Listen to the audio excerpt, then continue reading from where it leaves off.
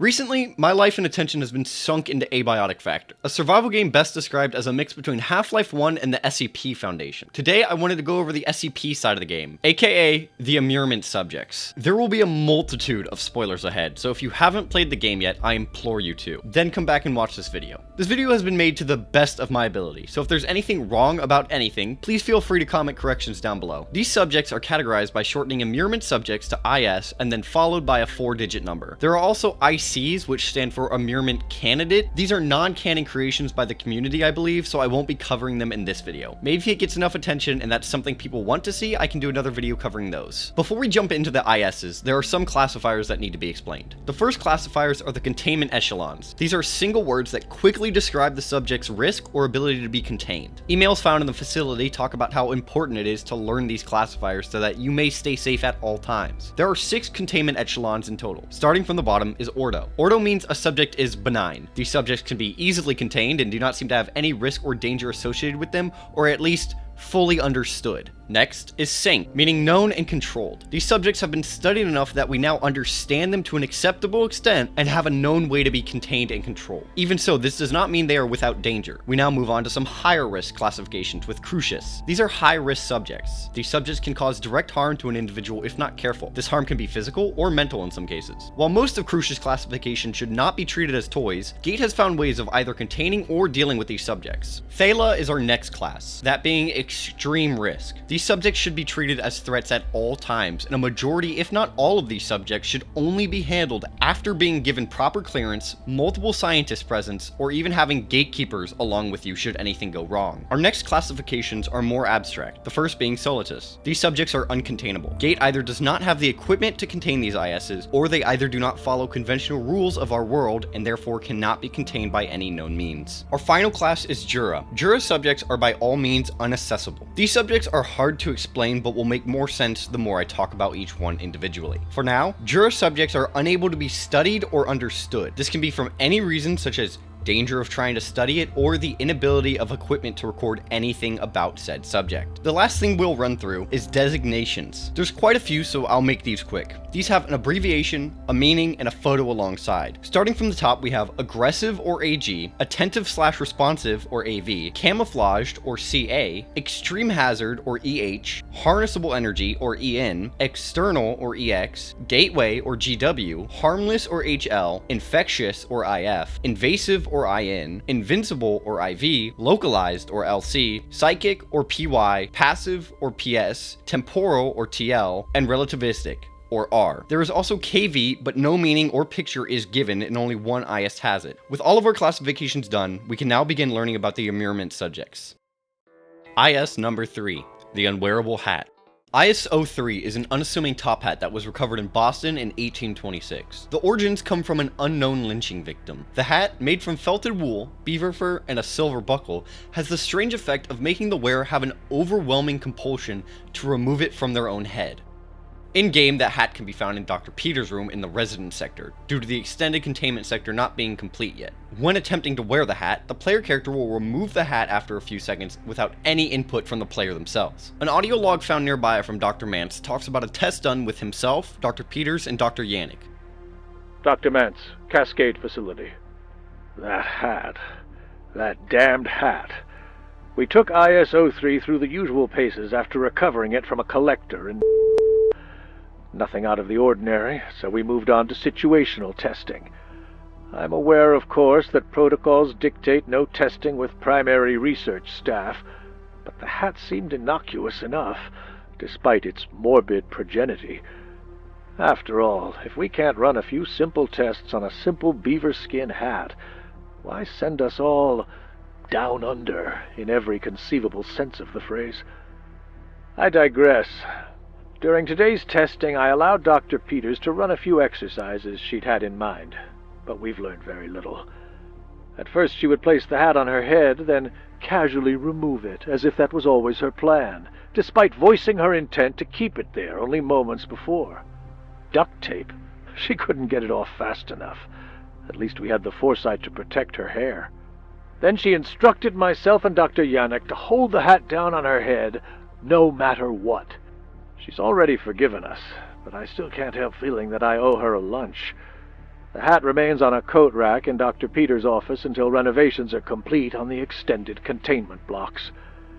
As for her outburst, the imagination with which she invoked our doom for those few seconds was, well, perhaps the hat also enhances one's vocabulary.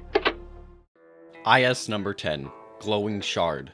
The glowing shard is a rock that somehow emits a white glow. It can be found in-game next to cold storage in the Cascade laboratories after cutting up a dead body. If crafted into a trinket in-game, the shard reduces electrical damage to the player and prevents Tesla coils from targeting the wearer. Containment Protocol states simply that it is advised not to stare directly at ISO 10 for extended periods during nocturnal hours. If done in-game, nothing happens to the player, so this is most likely simple advice for most brightly glowing objects. IS number 12, the Shapeshifter. ISO 12 is reported as highly intelligent and can change its form. Not only can it convincingly copy the look of a human, it can also mimic the voice. Currently, it has taken the form of the deceased Dr. Albert Kane. It has attempted to trick or persuade staff to release it multiple times, as well as succeeding before, as stated in an audio log by Dr. Mance. Dr. Derek Mance, Cascade.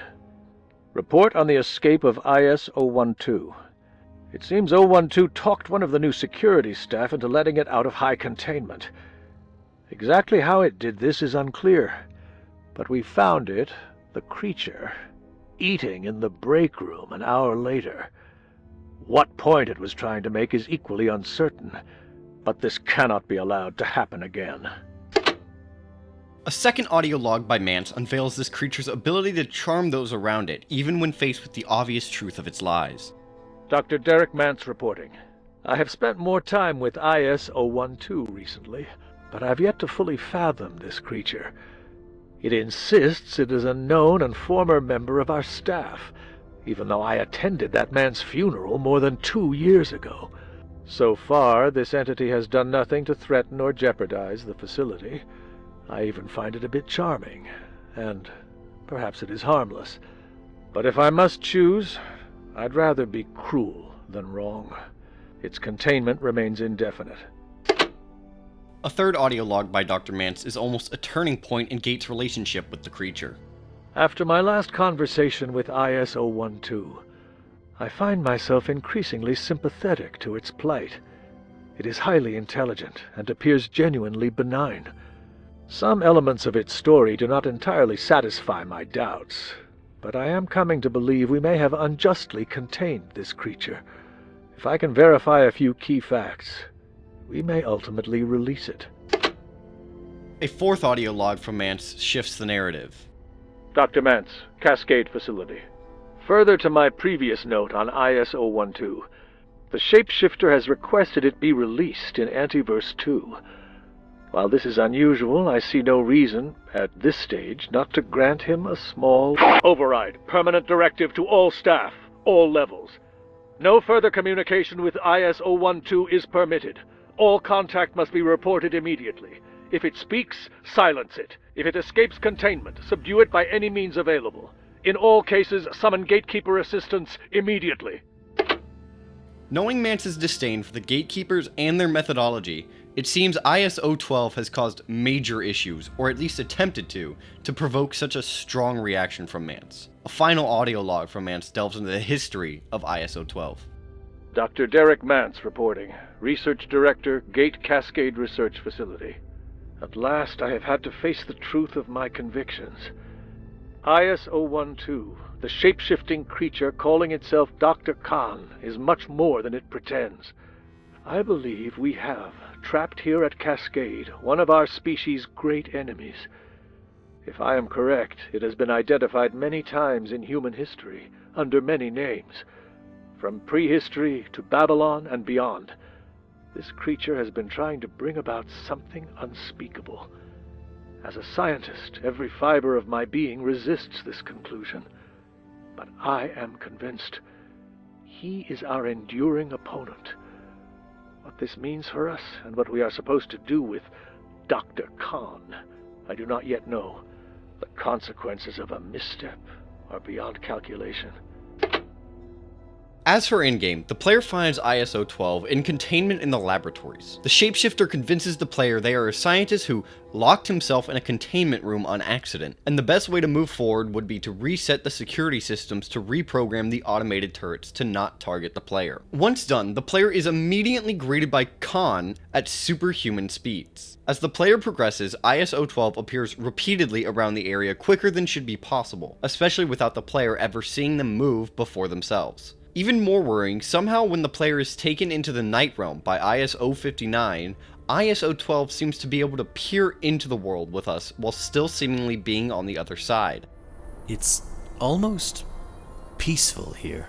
When the player makes it to the Shadowgate facility and encounters IS-0117, Kane seems to have an affinity for the creature. Due to later actions, it can be assumed that there is some kind of relationship or partnership going on between the two ISs. Furthermore, the importance of Antiverse 2 to ISO-12 is increased due to IS-017's creation of the life there. Once the player has made it to the end of the resident sector and has finally escaped the facility, they can find Dr. Thule and ISO-12 talking inside of a rundown church together. Dr. Khan is outed as IS-0112, but not before trying to emotionally manipulate the player once more.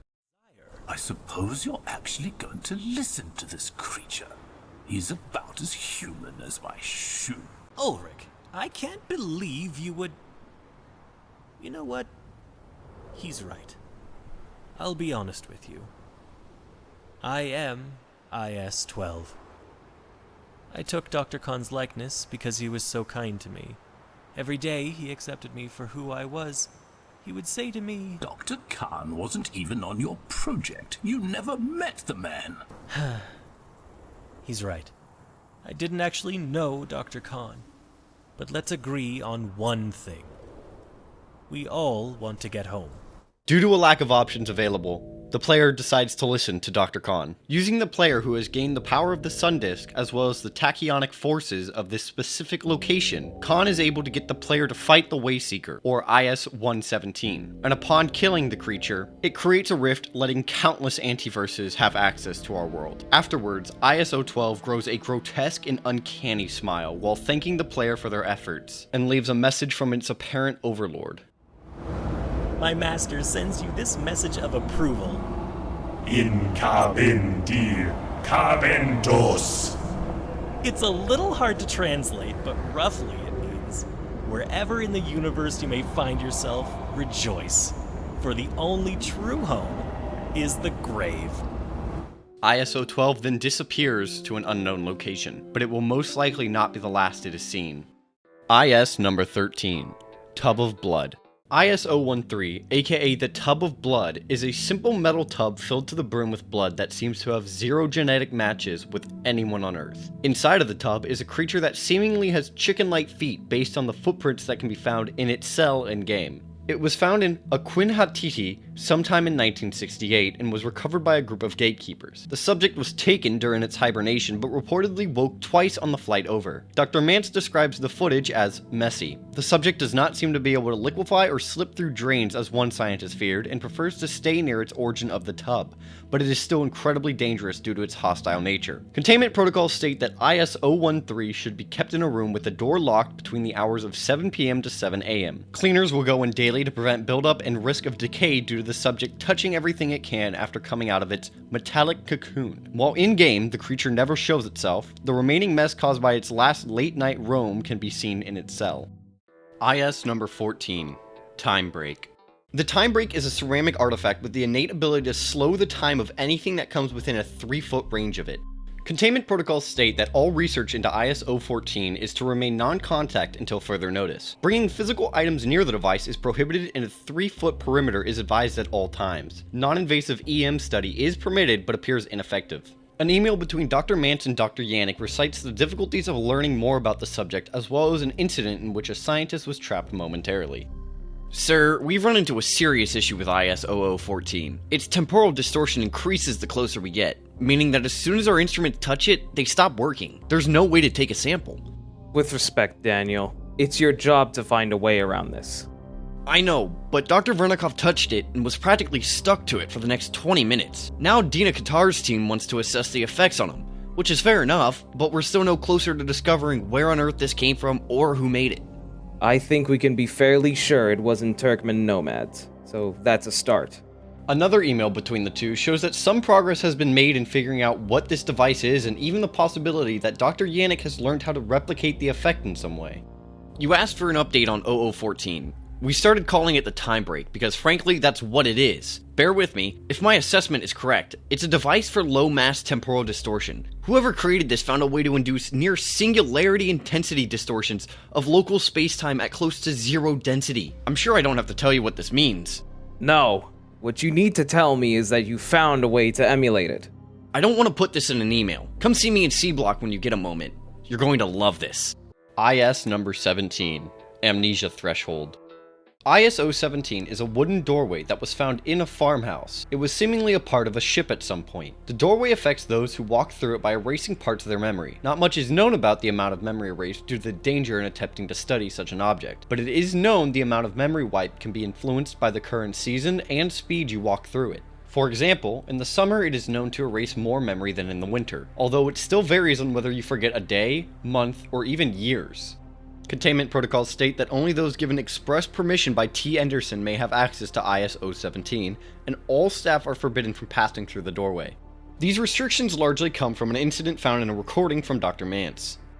Dr. Derek Mance reporting, Research Director, Gate Cascade Research Facility. I've been asked to provide a report on the recent incident involving IS 017. Our protocols around this subject have been extremely cautious since the difficult experience of the trans recon team that recovered it in 1986. We've been candid about its psychiatric effects and the difficulty of predicting their duration. The incident in question concerned a staff member who had recently suffered a difficult breakup. He wished to remove all memory of his paramour. While successful and informative, 017 wiped considerably more memory than he expected. We're banning this kind of haphazard practice going forward. An email between Dr. Havel and Dr. Hutton suggests a potential theory on where this anomalous ability originated from. We got the mass spectrography results back on ISO 17. It's teak from India, around Pondicherry apparently, but it's heavily permeated with salt, likely from the North Atlantic, suggesting it was used in maritime building. So, it's from a ship, what else? I spoke to Young about it and she said something interesting. It makes people forget, right? She suggested it could be imprinted with something, a force we're not detecting, but embedded by an event so traumatic that it became part of the wood. Is there any evidence of this, or is it not one of our feelings? Well, maybe interesting is the wrong word, but it's the only theory we've got right now. We've dealt with weirder concepts. When encountered by the player in-game, Dr. Houston can be found outside of the containment cell dazed and confused due to the effects of the doorway. I'm joining Dr. Tengu's team. Do you know her? It is unknown why exactly she walked through. If the player attempts to walk through the doorway, they will be given a pop-up warning asking if they would like to reset their jobs and trades chosen at the start of the game. Accepting this will let you once again choose your character traits as well as reset all skills to level 3. IS number 18, the Red Chair. The red chair is a seemingly normal Victorian-style chair, other than the fact that it seems to be perpetually damp, but it hides a sinister effect. Sitting on the chair, or even leaning on it in any way, will cause the chair to teleport you to a hostile antiverse. Due to this, containment protocols state that the chair is to be kept in containment and may not be relocated or shifted in any way without express permission of the Gate Executive Committee. Any and all study must be accompanied by a trans recon unit of no less than 4 people. All personnel must be equipped and armed according to Manifest GCRF ISP 0018A. Sitting, resting, or lounging on this chair is forbidden at all times for all personnel unless given express permission. If sat on in-game, the player will be transported to Antiverse 19, or ISO 31, the pool rooms. This will be touched on more in its own entry. IS number 23, Darkwater Beast. ISO 23 is an entity from Antiverse 42. Antiverse 42 is a world in which we humans are as small as bacteria, and as it is with all creatures from this antiverse, the final extent of this ISO 23's growth is unknown. Based on the ISO 23 figurine subtext, the creature was once the same size, if only for a brief time. ISO 23 was originally contained in the aquarium with many other aquatic life forms. After consuming all other life forms in the waters, as well as outgrowing the containment, it was then moved to the hydroplant's reservoir. Subjects in Antiverse 42 have reportedly been seen exceeding 50 meters in length. Due Due to this, containment protocols state GISP guidelines stipulate hydro containment dimensions of at least 80 by 15 meters for any creature under 15 meters. Any and all research personnel must be accompanied by gatekeepers or other staff trained in defense use of electromagnet emission devices. These devices should be ranged from 100 EV to 100k EV. ISO 23 should never be fed outside of the clearly defined weekly schedule. The discovery of this creature's hatred towards EM energy was found by Dr. Bernick and Dr. Langsky after testing the new ultrawave systems. Did you notice that 0023 hit at the far end of the Darkwater cave when we were testing those new ultrawave systems? Either it hates high energy EM energy, or the sight of your mug spooked it. It was definitely the X-rays. Who could say no to this face? The Darkwater beast can often be heard emitting high-pitched noises almost like underwater radar. Personnel find themselves stuck in the water with ISO 23, stay away from the beast and do not try to agitate it. Find the nearest exit and swim there calmly without getting in the creature's space or way. Some scientists will not give off a threatening presence to the Darkwater beast if their fishing skill is at a level of 15 or higher. The two locations ISO 23 can currently be found in are in the Hydro Plant's reservoir and beneath the Gale reactor. The final and possibly most important information about this IS is that getting footage of it was one of the worst experiences of my life. Fuck off. Why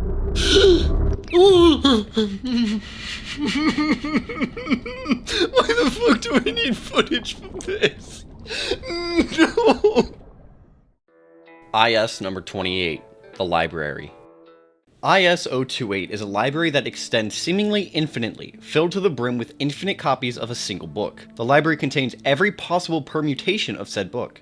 It is theorized that the origin of this library came about due to a failed artificial intelligence experiment. There are currently several putative modes of access to the library that have been theorized, but no current data provides coordinates or any form of point of entry. Research on this subject is slow and difficult due to its nature, and especially messy, as stated by Dr. Pendleton. Theo, I asked for your research on IS-0028, and I received a box of random notes, papers, and photographs. What am I supposed to do with this? You're talking about a sub-dimension that is, to all intents and purposes, an infinite collection of notes. So I sent you everything I had. This is a total mess. It's a work in progress. Remember, sometimes the only difference between science and screwing around is writing it down. IS number 31, the pool room. The pool room, or Antiverse 19, is a winding hall of spacious pool-like rooms with incoherent corners and stairs that seemingly lead nowhere. The method of access comes from any sort of sitting, leaning, or resting upon IS-018, aka the red chair. Containment protocol states IS-031 is off limits to all personnel unless they are accompanied by approved gatekeeper staff or tactical TR teams equipped with gear in the manifest GCRF ISP 0018A, as well as IR and low light observation equipment. Hydrophobic protective wear is heavily encouraged to anyone venturing into this antiverse. Any returning personnel must submit to a full spectrum decontamination. Upon returning from Antiverse 19, an effect named Crowley's Curse will be temporarily applied to scientists. Affected individuals find an increased movement speed when crouched, but a slower walking and running pace. Inside the pool rooms exist invisible creatures that will attack anyone who wanders too close to them. Their loud stomping is a good sign that you should move to a safer area. Any sane personnel who wishes to leave the pool room must first locate a camouflage button that upon being pressed will open a locked gateway to leave. IS number 42. The Lost Dog. IS-042 is a creature that can seemingly live in paintings. It has currently been seen in 13 different paintings so far, although it currently resides in the corner of Paul Rubens' Diana and Callisto. Originally appearing as a dog, it seems to have changed its form to appear as a deer in an act of camouflage. Gate is currently unaware if the creature is the animal itself, if it is aware, or even if it is being caged in these paintings. The painting was safely recovered from the MDP as reported by Dr. Dixon. Hilda, this report on 042 is gobbledygook. I only need to know one thing. Was the Rubens exchange undetected? Can you confirm this? Rutger, it's all in there if you look. We gained access to the MDP, replaced the item, and removed the original. The security was laughable and certainly nothing Lenore couldn't handle. The work is in our possession. They're oblivious. Weird Dog aside, it's actually a very impressive piece. You should drop by containment and take a look sometime. I'd love to show it to you. Apologies if this sounds dismissive, Hilda, but I've got better things to do than look at a painting of a weird dog. Curiosity killed the cat, huh? Containment protocols state that IS-042 is to be hung on a wall measuring at least 2 by 2 meters. Viewing of the picture is allowed, but no works of creative art should be brought within 20 meters of the subject. The list of art includes, but is not limited to, hard materials, digital mediums, drawings, and any other format of media employed by any artist previously or currently living regardless of perceived or agreed artistic merit, or explicitly features or represents animals that may or may not resemble dogs. Research on IS-042 is currently in a theoretical phase, as most tests would result in damage to the painting. Dr. Derek Mance reporting, Research Director. Recent attempts to coax IS-042 into a new home have been unsuccessful. We believe the creature, if indeed that word is appropriate, prefers mannerist art, and so provided several potential new pieces for it to inhabit, but to no avail. Dr. Tang wishes to determine whether the entity is trapped in its current environment, inactive, or simply wishes to remain where it is, but his suggestions risk destroying the work in question. I have told him to adjust his methods. Antique artworks aside, I have always been a bit of a dog person. I have no desire to risk harming 042. IS number 52, Gravity Dampener. IS-052 is a blue glowing cube that reduces local gravitational pull, causing users holding the device to have a much higher jump and a much lighter landing. IS-052 containment protocols state the device must be kept clear of gravitational sensitive equipment, temporally dynamic systems, relativistic active research subjects, and all perforation events. Any staff member handling the gravity dampener are required to wear heavy impact protective clothing at all times. IS-052 was found in Antiverse 8, and current research has been impeded by both the lack of proper equipment and the misuse of the item by research personnel. I have had to secure IS-52 personally, following the latest abuse of containment procedures by staff in C-blocks. I understand fully well the attraction of jumping 3 times higher than normal, or floating gently down from the 3rd story of the megalift, but the gravity cube is not a toy. While I admit to a light skip as I carried it to its containment cell, it is a profound and unique disturbance in the space-time fabric of our universe. It's also quite glowy. In-game, the cube can be crafted into a trinket, allowing the player to hop around to higher places and land softly from higher drops. IS number 53, Kizz Cola. Kizz Cola, or IS-053, is a vending machine that produces a singular brand of soda, that obviously being Kizz Cola. The machine restocks by itself and seemingly doesn't need power to operate. Containment states that due to its lack of fatal incidents and its inability to be contained, it may reside in the hallway in the laboratories, but it has been recommended to not ingest any contents dispensed from IS-053. Even with these warnings, some scientists have become a fan of the drink. This is Dr. Derek Mance. When I visited Dr. Stern's laboratory today, he was acting oddly, even by his standards. He seemed extremely agitated, speaking too fast to follow. Then I saw the empty can from IS-53. I would have thought a man of Dr. Stern's apparent intelligence would know better than to imbibe beverages from a dispenser that appeared literally from nowhere, restocks itself, and cannot be turned off. I will be pushing Anderson to review the protocols that allow such a device to sit in an open hallway. The issues that are produced with the machine being so readily available to staff are not easily assessed, as the machine seems to rest where it wants. Who keeps putting these Kizz Cola stickers all over the place? That would be Dr. Stern. He's been using the decal printer in the labs. He's a big fan of the drink. Is this kind of obsession one of the side effects when drinking Kizz? This kind of obsession is one of the side effects of being Dr. Stern. If you didn't want people to drink it, you shouldn't have left it in the hallway. Look, Petra, I think we've been clear at this, or as clear as we can be about Jura-level subjects. It has decided it lives there. We destroyed an entire hallway, and it just moved to a new one. If we demolished every office-like hallway in Australia, it would probably just turn up in New Zealand. The safest course is to let it stay where it is, educate people on its effects, and discourage use. Good luck educating Dr. Stern. Reports have stated that the drink tastes like a sweet candy-flavored energy drink.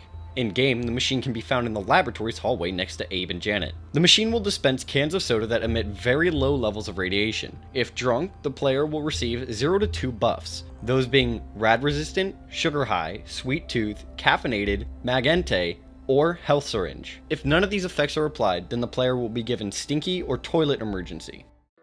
IS number 59, the Reaper. The Reaper is an entity that seems to originate from Antiverse 39. The Gate Compendium entry states that there is no known way to contain this creature. ISO 59 can enter and exit locations seemingly at will. There is currently no known reason for this ability to do so. Conventional weaponry seems to have no effect on the creature, although it can be momentarily stunned by using high-energy electromagnetic devices. It is noted any and all data acquired on ISO 59 has been under difficult or ad hoc circumstances, and no opportunities for controlled study have appeared. An email between members of the Order can be found that seem to tell of a greater and more ancient war we've had with this creature. Gate. I have reviewed the reports. The creature that stalks the halls of their grossly misnamed security sector, I believe, may be the enemy of old. It speaks akin to the cow worshippers, and behaves as the stories speak of Somnivore. If there is even the remotest possibility of the truth to your concerns, this is condemnable. I will inform the Praetorium at once. Gather all the information you are able to. Clericus, this directive supersedes any existing or subsequent directives from all the superiors beneath Praetors. Confirm immediately. Agmasco Legate. Along with Amuriel and the Praetorium, it seems the Order has a history with this creature and possibly knows of its origin, nature, and even a possible solution to defeating it. Praetor, I come to you with confirmation of our concerns. It is certain now the Prometheans have unleashed the Somnivore. They have long known of its realms. Now it roams the facility at will, transducting victims unimposed. We have lost several Triali already. Requiem aeternam.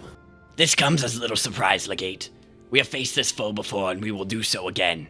Its existence and our own are inextricably intertwined. I will direct the Clericum to provide your accounts of our original engagement immediately.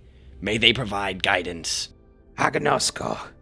But I must ask in humbleness, what if the implements used almost 2 millennia ago no longer confound this creature?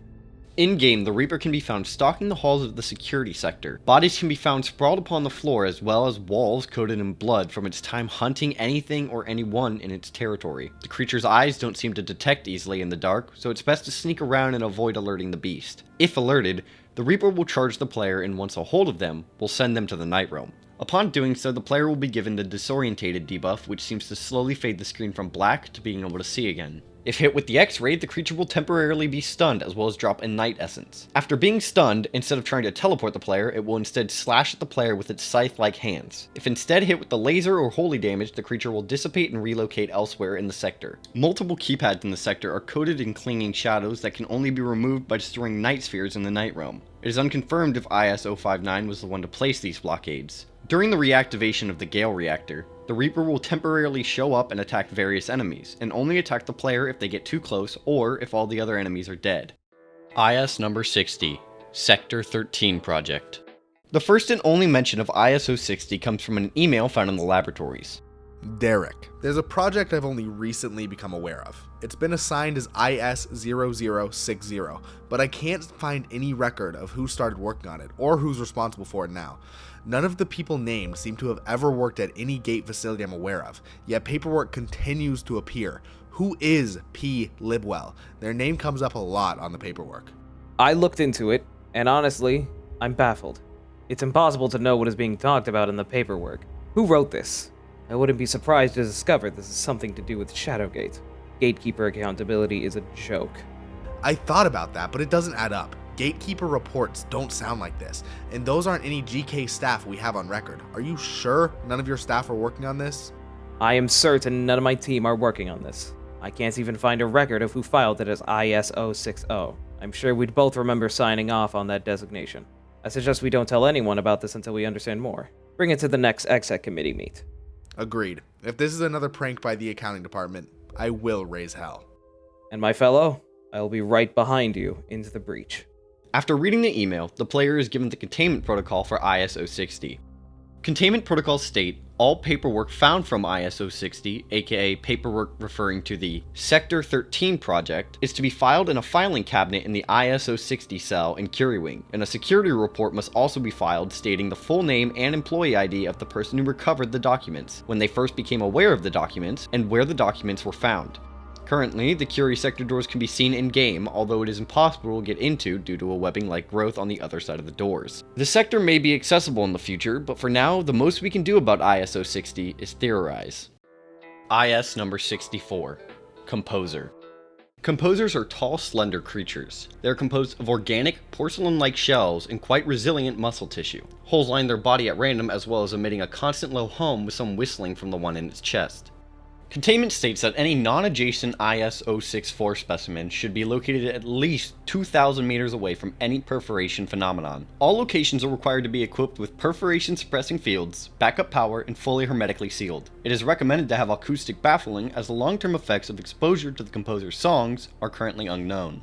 The first appearance of the composers came about in Flat Hill directly after Gates' first successful perforation experiments. Along with their appearance came the mist that now enshrouds the town. The current theory states that composers are constrained in their movements due to geomagnetic and telluric currents endemic to the local area. An opposing theory by Dr. Abe Stern suggests that IS 064's exploration of the local area is limited due to conditions in its home antiverse, which now obtrude into the vicinity of Flat Hill. Evidence for this possibility is still pending. These hostile creatures cannot hear, ironically enough, but upon spotting a victim will cry out and then attempt to chase them down.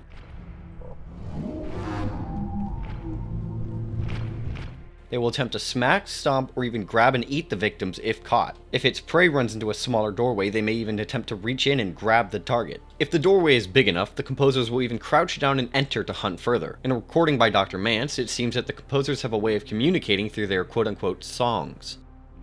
Dr. Derek Mance reporting, Research Director. IS 064 seems to sing to itself, if you could call it that, emitting a series of resonant tones suggestive of communication. The cavities that create these sounds appear to be the same cavities the creature uses to ingest anyone who comes within reach. Currently, there is one composer in containment in the laboratories. Testing has found it may be connected to a hive mind through its large protrusions on its shoulders. Dr. Derek Mance reporting. IS 064, or The Composer, a piece of reluctant poetry from yours truly, displays a high degree of synchronized behavior. Dr. Pendleton speculates they are interconnected in some fashion. A hive mind, perhaps? Interestingly, these synchronized behaviors vanish when the large protrusions are separated from what you would call its shoulders. We also cannot rule out the mist as some kind of transference medium. The removed protrusions can be found on a table in the laboratories, and due to the apparent disconnect from the hive mind, the contained composer seems to cry out due to loneliness in its cell.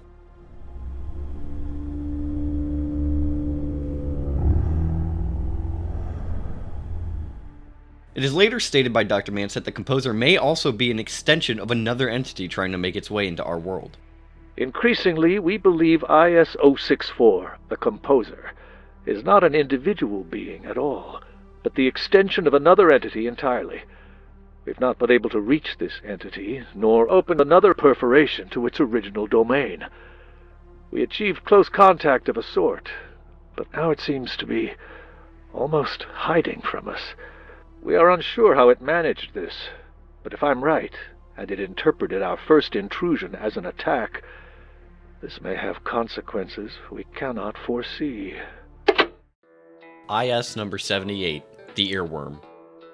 IS 078 is an auditory virus that presents itself as a familiar piece of music. The song will play in the minds of victims, causing eventual loss of sanity and driving the victim mad. Transmission is as easy as any attempt to sing, perform, or describe the music to others. The song has been found to date all the way back to 300 BC in Persia. Due to the danger of this IS, Dr. Mance has sent out an email calling for the suspension of research for all staff. To all research staff, due to the difficulty in containing IS 078 and its highly infective nature, all research on this subject is suspended in the interests of staff safety. Please do not mention or attempt to describe this subject to any other staff member. Do not hum, sing, or whistle an impression of IS 078. Thank you for your cooperation. IS number 83, Space Queen. IS-083 is an arcade machine that, when played, will transport the player into its game, Space Queen. Containment protocols state that IS-083 should be kept unpowered under Crucia's containment protocols, unless being studied by yellow tier clearance staff and above. The only staff activating the machine should be trans-recon operatives fully trained in psycho-excursive protocols. Originally, the protocols were much more lenient around Space Queen. This is Dr. Derek Mance. Despite the obvious risks, IS-083 has become a regular lunchtime haunt for several staff members. They call it research, and in a facility such as this, there needs to be some lenience, I suppose, so long as no one forgets to close the door. After further research, it was deemed that stricter containment was necessary to the safety of staff and the IS itself.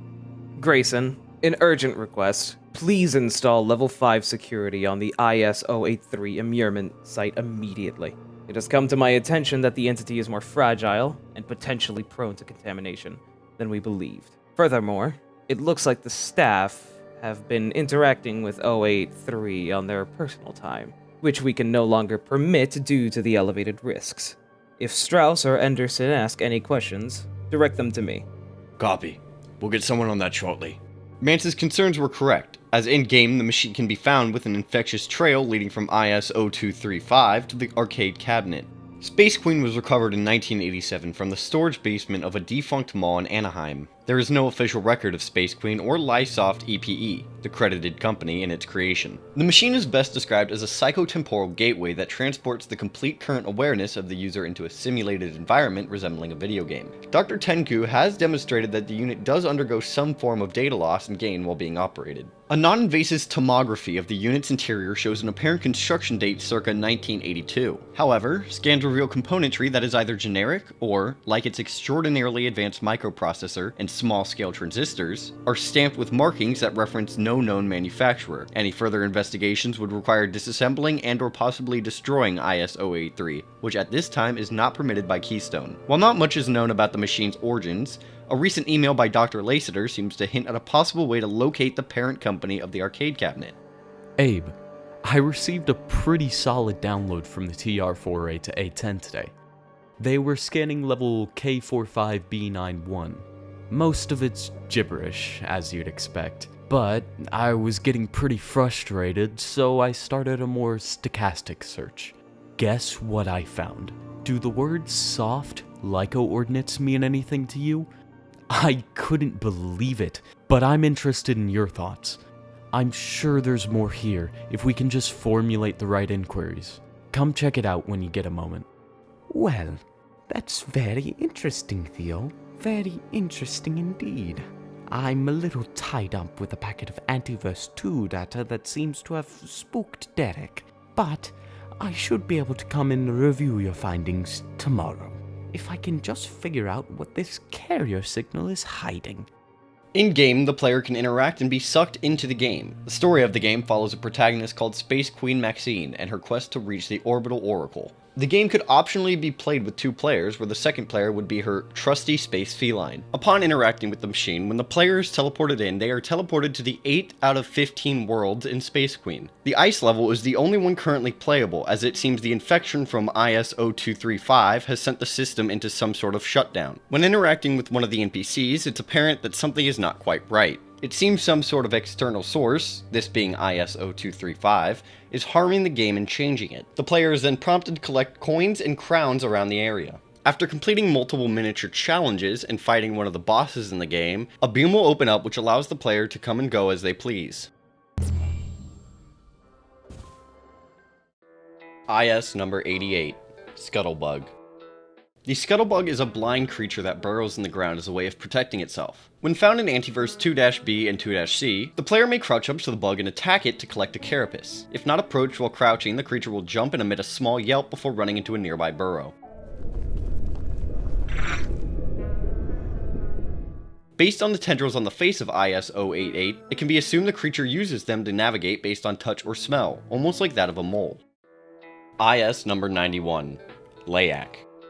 IS-091 is a creature that consists of a fleshy skull with 3 eyes, matted locks of black hair, a partial spine column, fangs, tentacles hanging from its body, and a pair of lungs.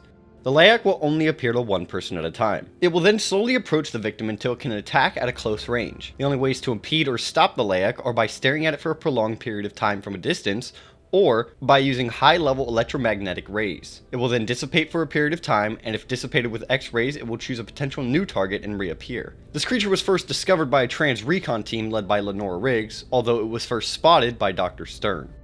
IS-091 is the most intense AV candidate we've ever encountered. Despite its appearance, it's a transcorporeal entity of some kind, invulnerable to any of the physical deterrents we've tested so far. Walls, doors, shielding, they do nothing to impede it. Intriguingly, it only appears to a single viewer at one time.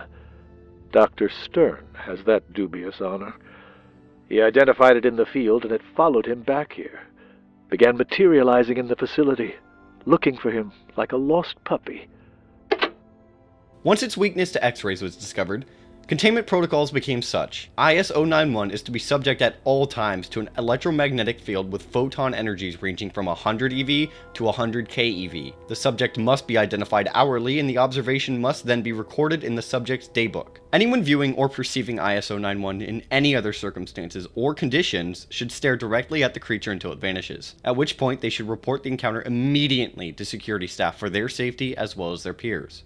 In-game, the creature will occasionally appear to one player after finding its containment cell in the laboratories. If the player eats any form of the grub plant, it will cause the Leyak to target them and appear more often. This indicates the Leyak came from the same antiverse as the plant, Antiverse 33, aka the Flesh Dimension. When blasted with X-ray, the Leyak will drop Leyak Essence, which is highly radioactive and can be used for a number of crafting recipes. The player can eventually discover a recipe for a containment cell for the Leyak. Upon hitting the Leyak with X-ray near the machine, the Leyak will be trapped and contained as long as the device is fueled with grubs every once in a while. If the player sleeps while the Leyak has manifested and is after them, the Leyak will appear in the player's dreams and move closer relative to how far they are in the real world. The real world use of its name comes from a creature in Bali folklore. The folklore consists of a floating head with entrails still attached, not too far off from how it appears in game. IS number 91-B, Krasue. The Krasue is another version of the Leyak with a fondness for the cold. The creature only has one eye and much more thick white hair as well as tusks instead of fangs. The Krasue behaves very similarly to the Leyak, but when it has direct line of sight with the player, after 10 seconds the player will become frozen momentarily. The creature is an extremophile, only being able to handle frigid temperatures. As a result, it has been reported to significantly affect temperature gradients in the immediate area of its presence. The Krasue can only appear in cold places as well, such as the server room in the office sector, cold storage in the laboratories, and the residences. A facility-wide cold snap can also allow the Krasue to appear anywhere. A stronger form of X-ray is needed to combat this creature, that being the Aux Lamp. The Aux Lamp works at a frequency of above 100k EV. The buildable containment cell works on this version of the creature as well, although instead of grubs to fuel the machine, you will need to use ice cream. Just like the Leyak, the Krasue will leave behind a form of essence when hit with the proper X-ray levels. Containment is similar to the Leyak with its own unique features here and there. Containment protocols state, all containment facilities for 091-B require the utilization of vacuum-grade insulation and must maintain temperatures at or below critical substantiation levels at all time. Persistent high-energy EM spectrum radiation with hardened failsafe backup power connection is required. A proof study must be given to a single designated researcher, and in the event of a containment breach or failure, the active researcher must maintain direct line of visual contact until IS-091-B desubstantiates. Then, notify gatekeeper personnel immediately. Grade 4 low temperature protective clothing is mandated for all personnel entering the Krasue's containment cell. It is notable that a third version of the Leyak is kept in the Leaf facility in the Bahamas, although no more documentation can be found at Cascade at this time. The creature kept here could be the legend of the Manananggal or the legend of the Penangalan, as each legend consists of a floating head with organs hanging from below. Just like the Leyak, the Krasue is based on folklore, originating from Southeast Asia this time. The folklore talks of a disembodied head of a woman with internal organs still attached, hanging from below. IS number 92, the Lodestones. The Lodestone is a biomechanical artifact that has the ability to attract and tether perforation gateways. Little is known about the Lodestones. The origin, how many exist, and who made them are all a mystery at this current time. The device is described as a pin stuck to a map, allowing its creators to open a portal that not only connects to anywhere a lodestone has been, but as well as when it has been. The ability to travel through space and time leaves an intimidating impression from its creators. A large question regarding the Lodestones is the meaning behind the symbols and shapes carved into its surfaces. Some found on Earth seem highly anthropocentric, while those from other worlds seem distinctly alien. It is unknown if this was meant to show origin, intent, or perhaps mean multiple creators. The Order has been found to have a large supply of these Lodestones, although they refer to the devices as Anchorae. Divinitor, the incidence of High Inquisitors seeking access to the Anchorae has increased by a notable degree. Our reserves are diminishing. I do not wish to alarm you, merely to ensure that you are aware of this activity. Sic Clericus. Praetor Gavras has determined the value of their research exceeds the risk. His judgment can be trusted. He assures me the flux is temporary, and all artifacts will be returned in due course. Bonum est, Divinitor, illud manet. They seem to have researched or found meaning behind these devices long ago and perhaps even know more of the creators than we do. While at this time the device is not fully understood by us, the Order is certainly aware of our knowledge of such artifact and fear what may come with our potential discoveries. Gain. Is it possible that Gate has possession of an Anchorae? Siddiq has reported no such concern, and we have seen no indication of their awareness. Siddiq is a wretch and a coward. I am convinced that Gate possesses at least knowledge of the Anchorae, and possibly a specimen. I comprehend your doubt, but urge you to review the sources. You extend hope into certainty, Atrim. They cannot have acquired such an artifact. We would detect it.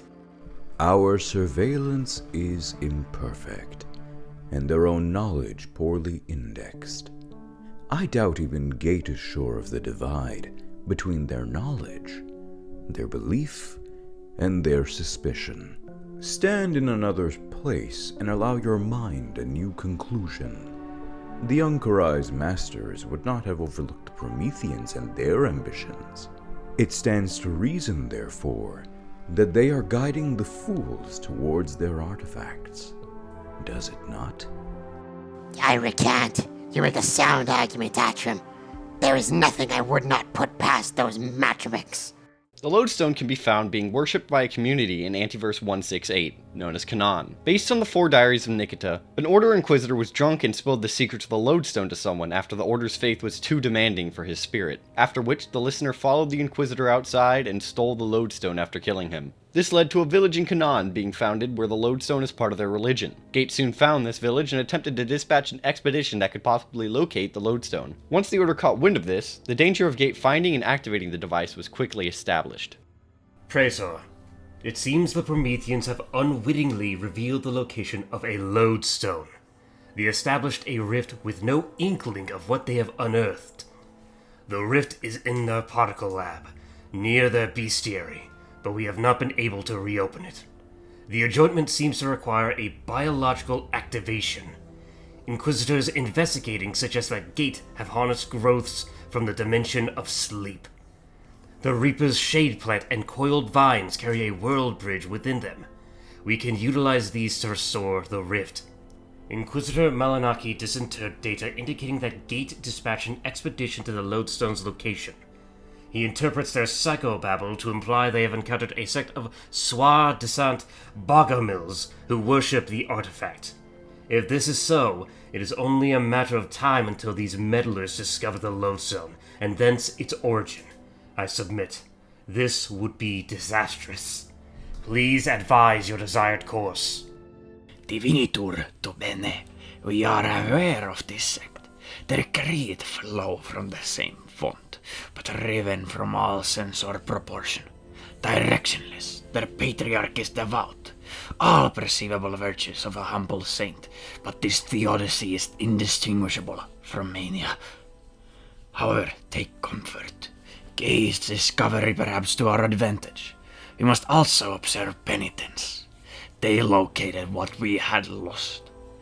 Let me retrieve the Lodestone, then relieve them of that burden before they determine its provenance.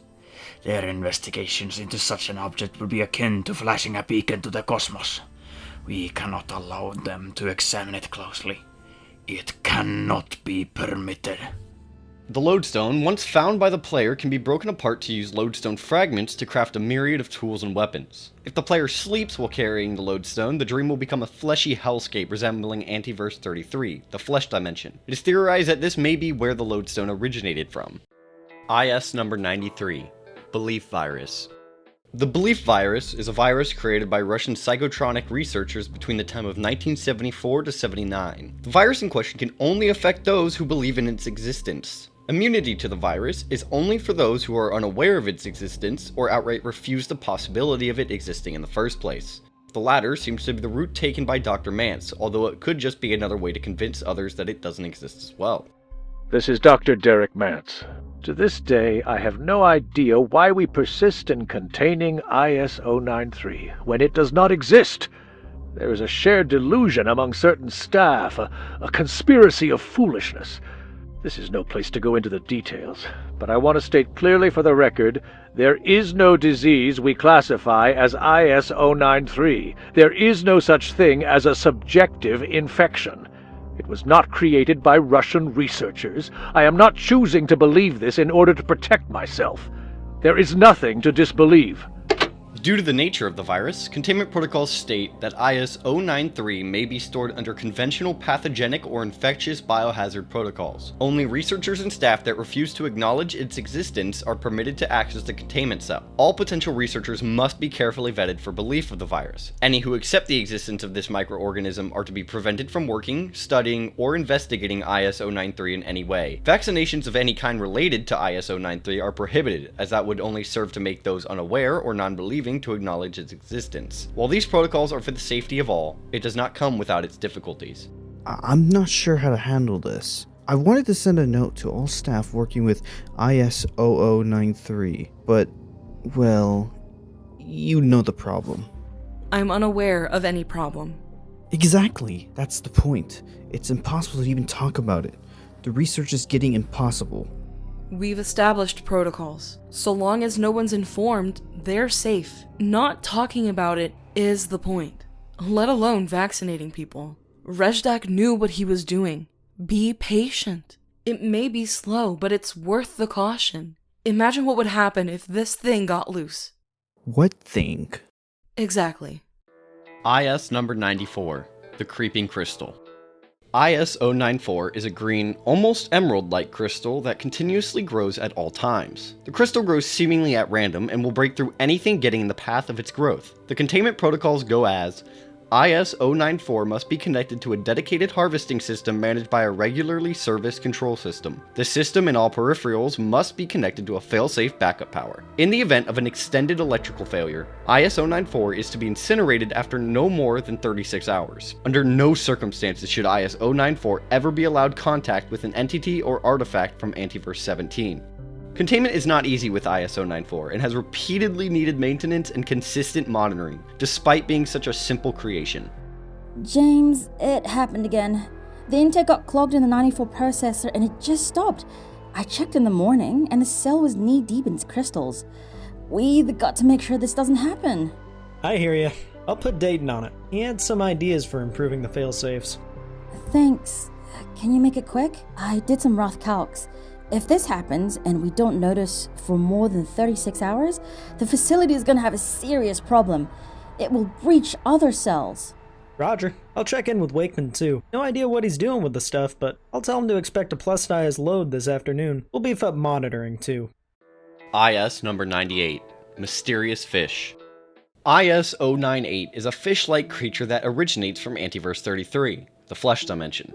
No gate staff currently admit to transporting IS-098 or any variants from Antiverse 33 to ours at this time. The creature can be found by fishing in most bodies of water, but is most common in the Inkwell in the Night Realm. When caught and butchered, you may receive a Leyak essence, potentially showing some form of connection with IS-0091. Its tentacles may also be cooked and used in multiple recipes, although whether you should eat it or not is up to the individual. IS number 99, Antique Shotgun.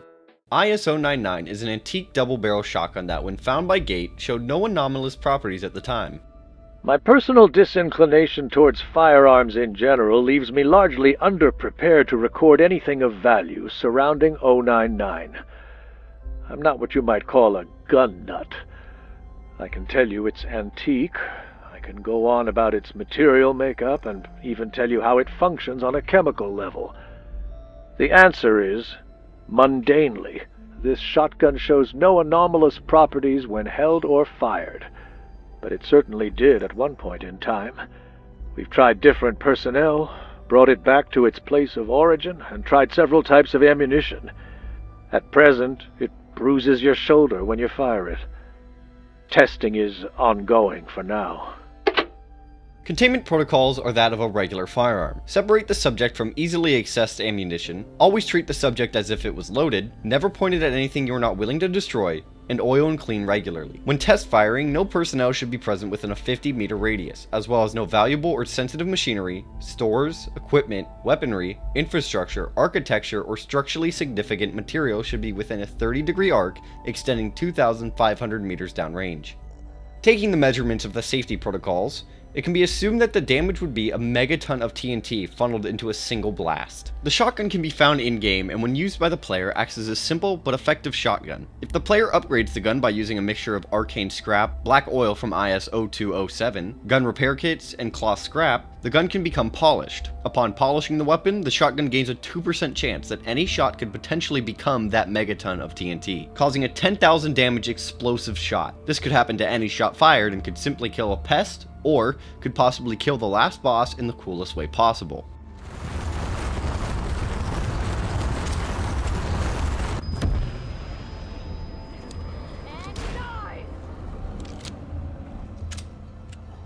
It seems the anomalous properties of the shotgun were simply absent due to lack of proper cleaning. It is assumed that a specific polishing compound was needed to reawaken the gun due to the complex materials required for the upgrade. It's also possible that a more perfect formula of this polish existed or could exist that could potentially cause every shot to have this innate power of a megaton of TNT behind it. IS number 101, the Sun Disk.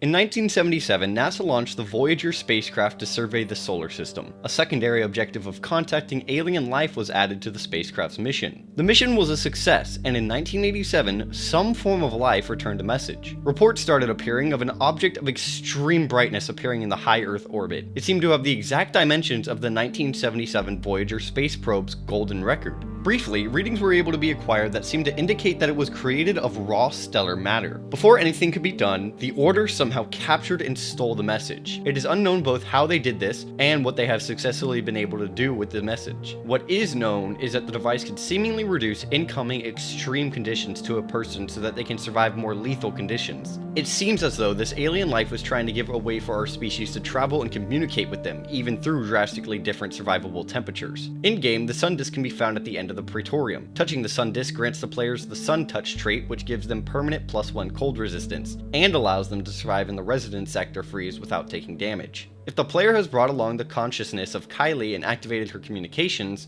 she will be able to understand the message. This device speaks. Extraordinary. It says, "Oh, no. I cannot tell them that. I'm sorry. Perhaps one day people will be ready to know the truth of their star. But not yet." IS number 102, the Love Potion. IS-102 is a form of symbiote that assists in the mating of local species to Antiverse 16. Research has shown the effects of the symbiote on mammalian biology is extremely aggressive. Update on IS-102. Human exposure to the phage has highly negative effects, transforming victims into hyper-aggressive, mindless predators. While it encourages breeding in its original hosts, human hosts seem only to consume one another. If there are useful applications of this phenomenon, I am slow to see them. I have given Tenku 2 weeks to show productive results. The effect this bacteriophage has on the human body has led to the unfortunate outbreak on Antiverse 23. Due to the danger of this IS, strict rules about research have been implemented. To all staff working on the A16 viral program, you are not to enter the research area unarmed. Whether you're undertaking virological study here at Cascade, working in A16 itself, or doing field research on its unfortunate outbreak in A23, you must carry self-defense equipment at all times. Containment protocols state that IS-0102 is to be stored under extreme infectious pathogen protocols. It should be in secure containment within a fully hermetic outer housing. The housing must be flooded with hyperpressurized, non-expanding flammable gas within 2.5 seconds of an alert with complete ignition and burn completion within 10 seconds. Any research staff must have full biohazard protection with independent air systems. Security personnel must be present during all live investigations. If a member of staff is exposed to the pathogen in any compromisable way, security personnel are to prevent those exposed from leaving containment. Live fire has been authorized. In-game, the player can find infected staff wandering the halls of Containment Block Helmholtz. A portal to Antiverse 23 can be found nearby, which teleports the player to a furniture store being overrun by humans infected by IS-102. If the player is latched onto by any of these infected individuals, they will become infected with a strange virus debuff. It is an incurable debuff that causes intense vomiting and dehydration, with death following shortly after. Due to their nature, staff have begun calling infected individuals zombies, although not all staff are a fan of this name. We're calling them zombies? Seriously. Isn't that a bit cliche? Can you think of a better word, Kathy? Or do we just pretend there's something else, like we've never watched Night of the Living Dead? Yes, it would make me feel better about this whole situation. Wait. If you do that to me again in the restroom, I swear I will shoot you with 099. This project is fraying my nerves enough as it is. IS number 107, the Time Bomb. IS-107 is an indestructible weapon that seemingly grows at an infinite rate. However, the rate of which it grows is only approximately 0.1% per year. It was first documented in Gene Mali in 200 BC. The origin seems to be from some sort of aggressor from Antiverse 7 who had not accounted for the difference in the movement of time from one reality to another. As such, the bomb will become a threat to our galaxy in approximately 40,000 years. With no current solution, Gate has decided to launch the device into space as far away from Earth as possible. The last recorded readings showed the ship passing by Jupiter. IS number 111, the Minder. IS-111, or the Minder, is some sort of life form found in Antiverse 21 that telepathically lures food to itself. It can do this by having some ability to imprint a feeling of wellness on subjects. I've never been entirely sure what Lenora sees in IS-111, or even why she brought it back from A21 in the first place. She says being near it gives her a warm, calm sense of peace. I pointed out that as the strange little furry cone of flesh seems to hunt entirely by telepathy, it's likely she was simply falling prey to its psychic lure. She did not seem overly concerned. But after all, that is her way. Containment states that any personnel in regular contact with the Minder are required to maintain a daily mood log and undergo weekly psychometric benchmarking. Do not place hands or any parts of your body near IS-111's feeding aperture. Avoid making high-pitched, purring, or buzzing noises within 12 feet or less of the subject. IS number 113.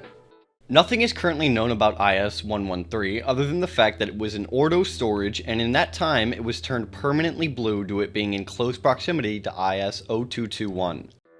IS number 117, the Wayseeker. The Wayseeker is a highly dangerous entity and is some sort of eldritch being. After plenty of research, it has been deemed IS-0117 is what created the Exors. The reason for their creation seems to be to assault and eradicate different antiverses of life. A monument was made to monitor the Exors in the center of their village by the Wayseeker. When found in-game, the creature is locked up in a gate facility run by the gatekeepers. They seem to be using some sort of chain, used on the beast prior by a bigger force. It is unclear how they were able to capture the creature in the first place, but an email shows the importance of the task due to the creature's danger and the possibility of more of its kind. While I am still uncertain of the precise means by which you secured IS-0117, I extend my congratulations. The little we know is enough to be sure that it represents an extraordinary opportunity. Until further notice, do your best to prevent it communicating on any known mediums. We believe it may attempt to contact with other Antiverse 2 entities. In the absence of information, we must assume that this is not the only one of its kind. Indeed, we infer it possesses at least marginal sentience, and it is potentially a node in a network of uncertain scope and purpose. Field suppression equipment must be monitored regularly, lest it take advantage of the entropy delta. We must not repeat a Tory event. We are currently determining an effective research program, but must proceed with caution. The existence of this entity must never become widely known by Gate staff, or the scope of our action will be greatly limited. Ignore all requests for information, let alone access, until such time as this is concluded. You have one task and one task only. Keep this creature chained up. Copy. While the creature is captured, another email suggests whispers speaking of a master of the creature even higher up. I've received concerning information from our friends at Introdos. When I inquired into improving the containment measures of IS-0117, they responded that there was no need as they employed the same fetters as its creator. I believe that I have noted previously that I required you to be more direct. What precisely is your concern? You implied on several occasions that this creature was the progenitor of life in Antiverse 2. According to the people responsible for its capture, this is not the case. The beast has a superior. If so, there is considerably more afoot in Antiverse 2 than we believed. To say I was concerned would be an understatement. Don't read too much into an aside from one of those sage-burning soldiers of fortune. We have IS-0117 under lock and key. If there is anything beyond it, I've heard nothing of it. You do not hear everything, Annette. There is a single gate entry by Pierre that states, when the rift cusp is severed as the Wayseeker passes through, yet not permitted to collapse, it shall be stranded. This seems to be the method of containment, as the Wayseeker can be found halfway through a portal. It is notable that IS-012, who is currently disguised as Dr. Khan, tells the character it is their duty as scientists to release the creature and that it seems to be in pain. Once released, it can be guessed that the creature was let into Antiverse 2, due to the portal it went through leading the player to the far garden. Once the player makes it to Albatross, they can fight IS-117. The beast will summon Exor, shoot fireballs out of floating claws, and shield itself. It can also fire a high damage laser for an extended period of time. Upon defeat, the creature will use its remaining power, as well as the energy in the area, to create a rift that opens up as many Antiverse portals as possible, causing an apocalyptic situation on Earth.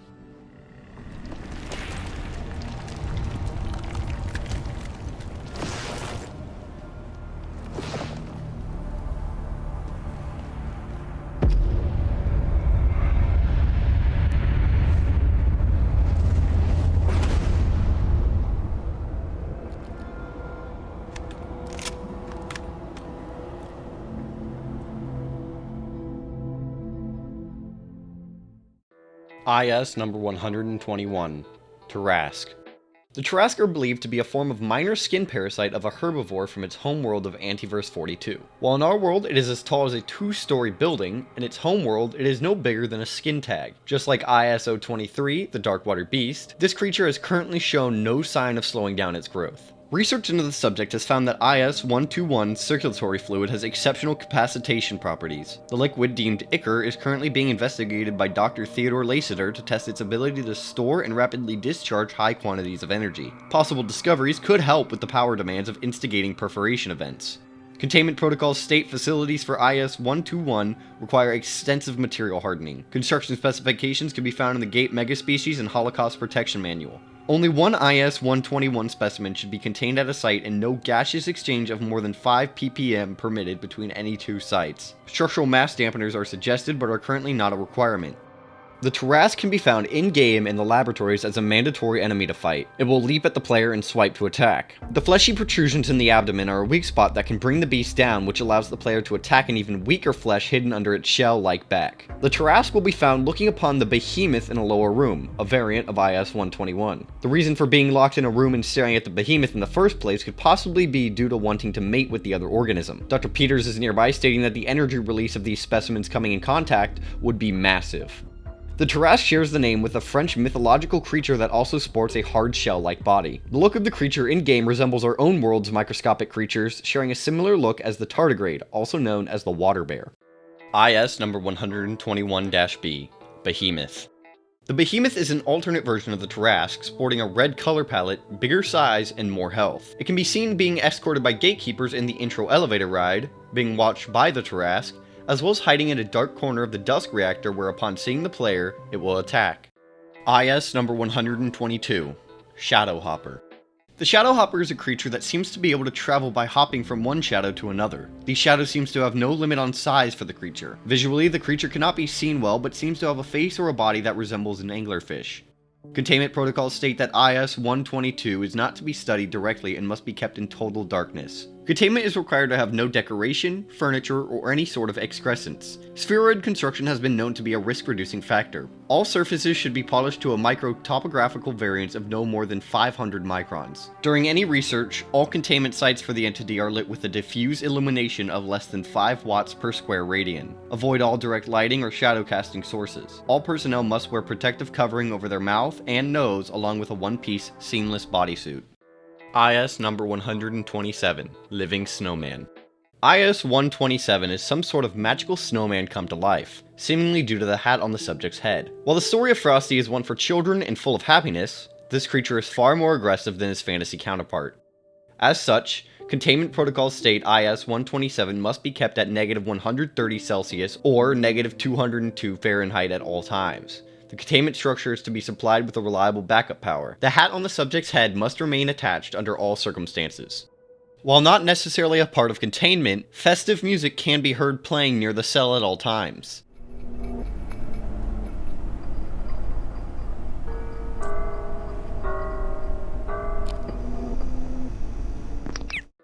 IS number 128, Skink.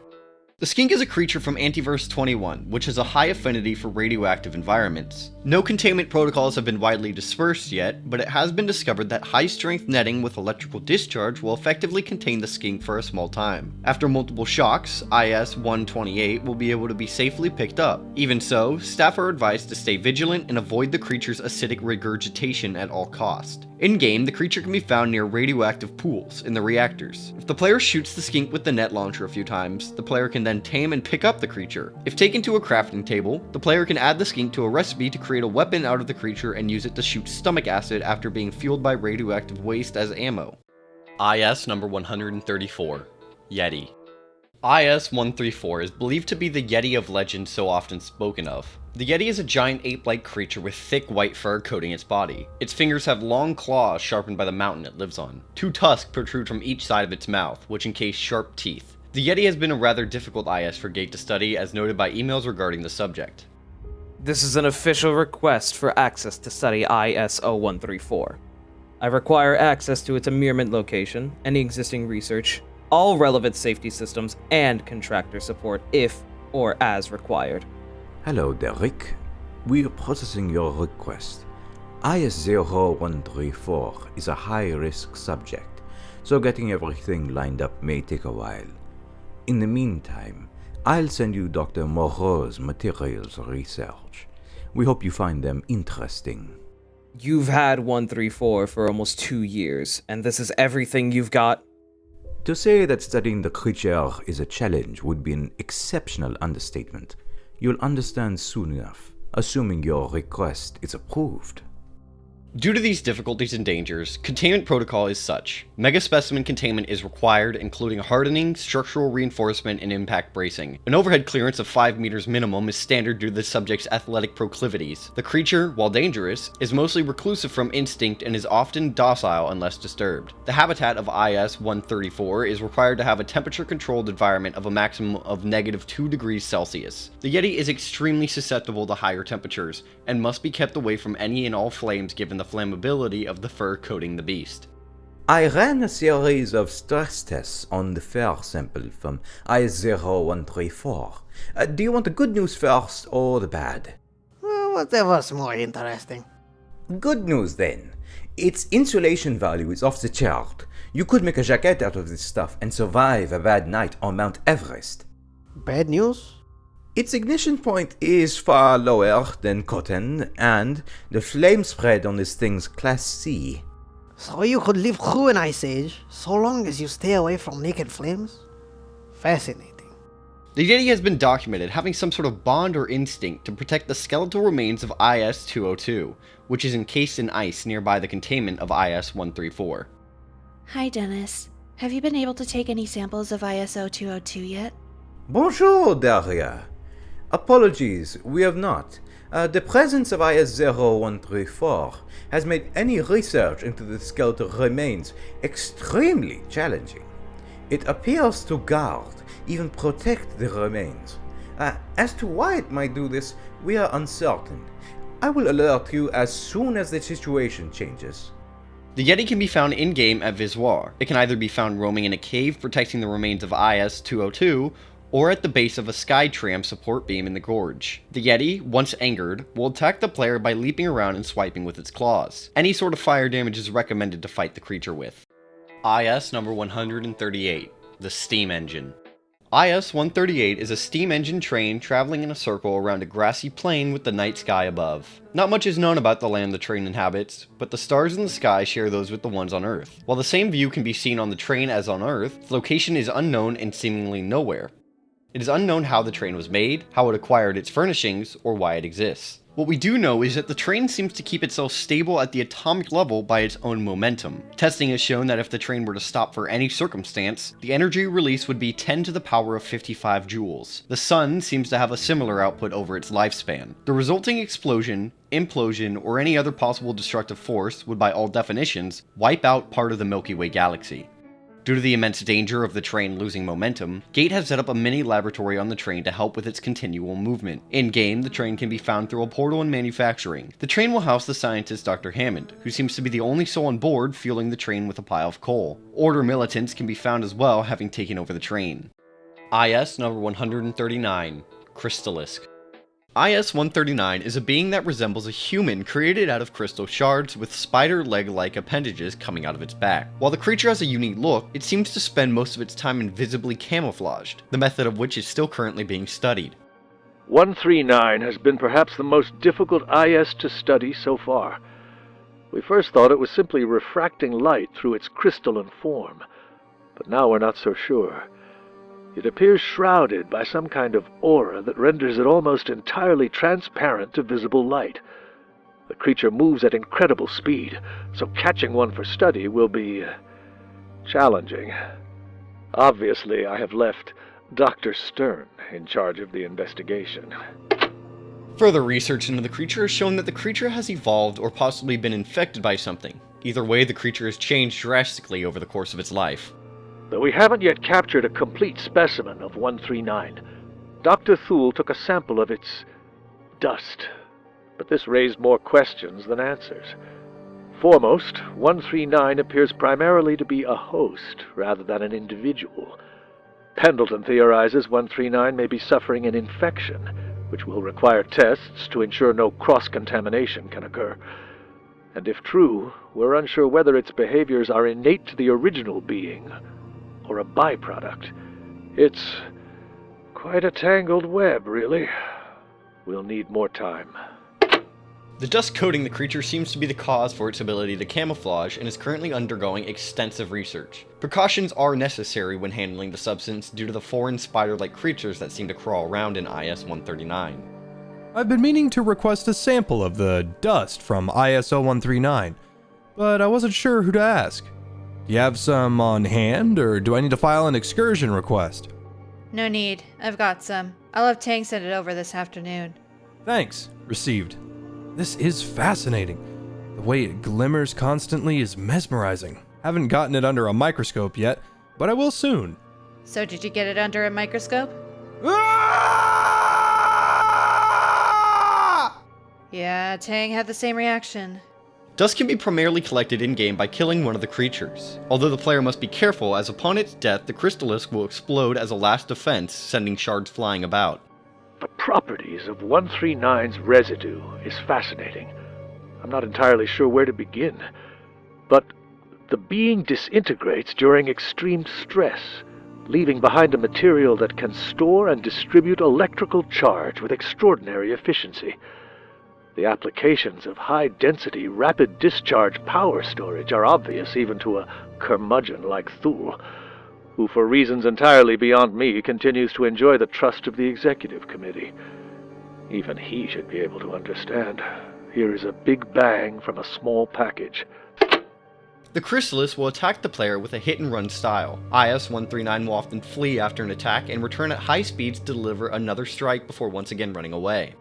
Containment protocols state, Standards for the safe immurement of IS-139 subjects are currently under assessment by GUIS. The following specifications are provisional and are not official standards: full viral and pathogenic biohazard containment, electrical insulation rated to 2 MV, motion-triggered IR monitoring, and grade 2 blast dampening. IS number 142, Reservoir Growth.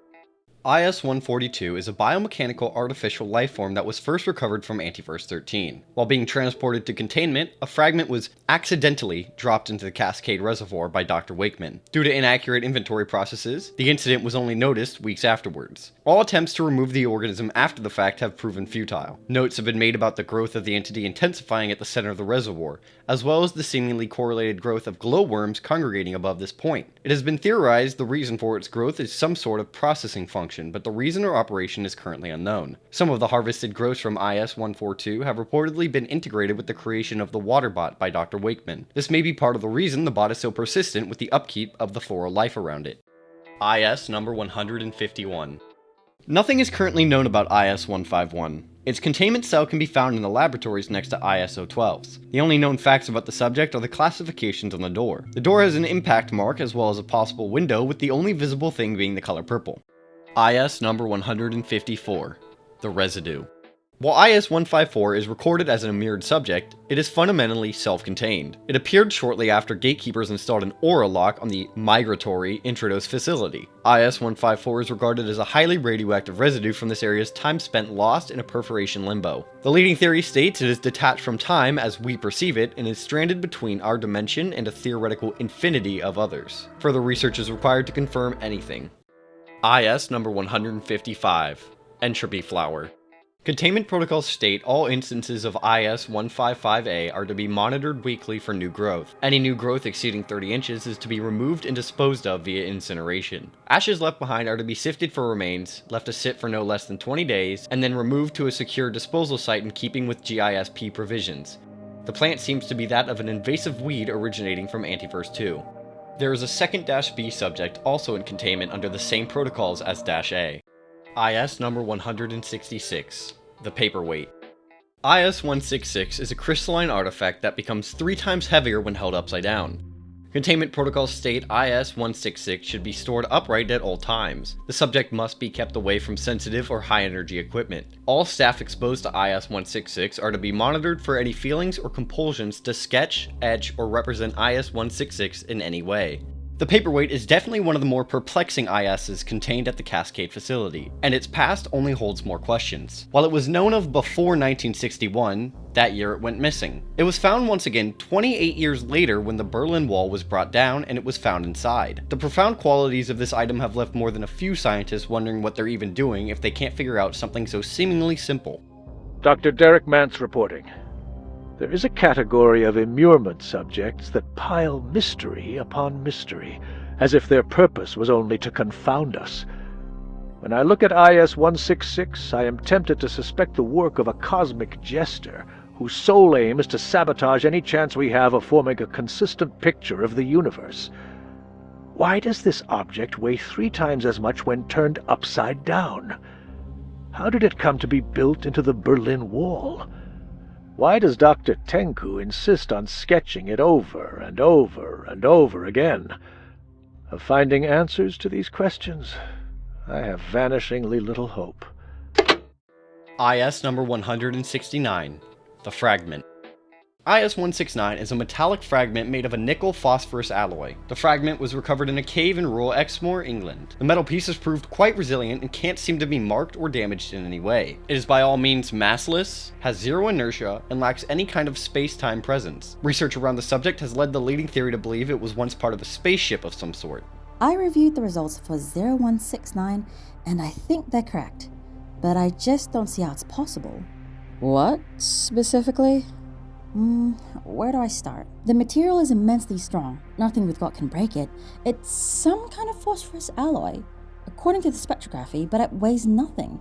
It's like it's not even there. No space, time presence at all. Almost as though it's only partly in this dimension. Have you had a chance to study 0052? Not yet, but this is different. If you push it, it just moves until it hits something. 0 friction, 0 inertia. It's a piece of something. I'm sure of it. Some kind of vehicle? Am I to take, Varsha, you think you found a piece of spaceship? Actually, yeah, it's out there, but as a hypothesis, it fits the observable results. I just wish I knew more. Get used to that feeling. While we can physically see the object and interact with it in some ways, the question of if it is fully in our world is currently unanswered. Containment protocols state IS-169 must be fixed in place at all times and connected to a centrally monitored alarm system that registers any lapse of contact with the restraint mechanism. When the cell is unoccupied, the door is to be closed and the containment dimension should be no larger than 3 by 3 meters. IS number 171-A, Carbuncle. The carbuncle is a stationary creature that grows on surfaces and uses a long, sticky tongue-like tentacle to pull in prey. The carbuncle is not particularly dangerous, especially to creatures of a larger size. If anyone were to find themselves being pulled in by one, a simple few kicks will easily deal with the creature. Dr. Mance describes the feeling as being attacked by an angry pizza. If you are aware of it before it notices you, you can even simply sneak around it without any impediments. It will leave an enduring, not entirely unpleasant smell on anything it touches. Further research into the possible applications are being done. It originates from Antiverse 2 and is considered to be the first stage of evolution for the life forms of Antiverse 2. Due to the creation of these creatures seemingly coming from IS-117, it has been found that they evolve incredibly quick when put in harsh environments. Dr. Mance reporting. Confirming my theory, we exposed a carbuncle to fissile material regularly for 6 weeks. As a result, the next stage of its life cycle produced an entirely new variant of the peccary, with astonishing new behaviors. The speed these creatures absorb ambient conditions and adapt is extraordinary. Almost as though they were designed for it. Mimeticism is a strange business, and many times creation has settled on the same solutions. But the more parallels I find, and the more I understand its life cycle, the more uneasy I become speaking of evolution. In short, I hope I am wrong.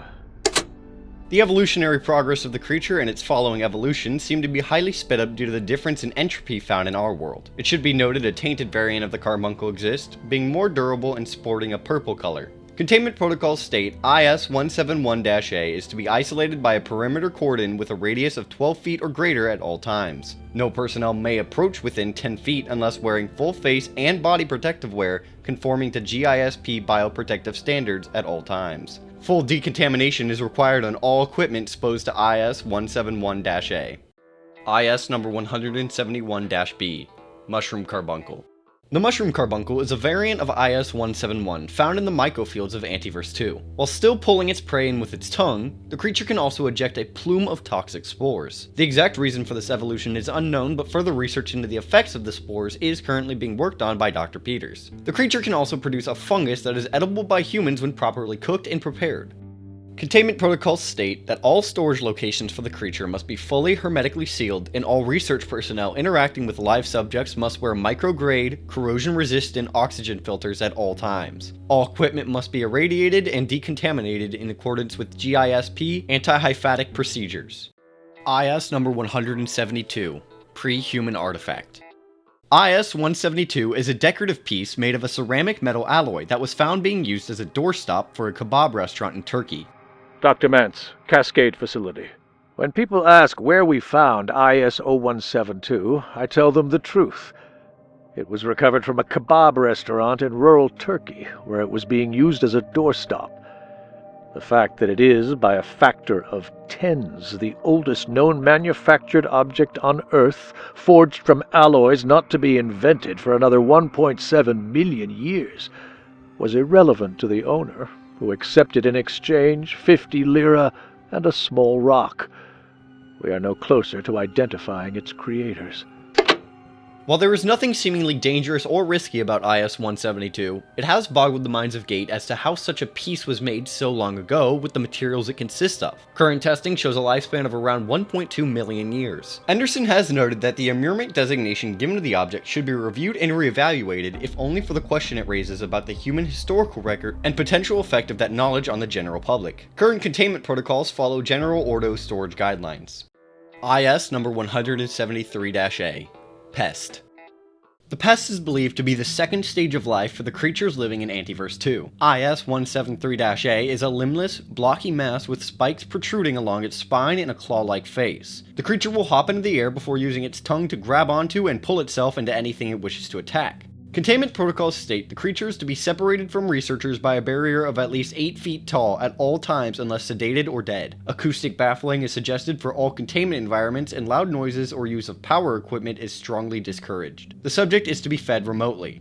During research into the creature's ability to think and solve problems, one of IS-173 was able to use its tongue to open a small puzzle box containing food. After a while, it was able to control a claw machine-like game that rewarded the pest with food upon successful completion. Further testing was done to its diet, and after gorging on sugary snacks, for the next 2 days the creature was reported to be jumping 30 to 40% higher. Reasoning by Dr. Kales states that it is most likely due to the difference in entropy between our worlds, and may help explain the rapid growth in its ability to learn and respond to stimulus.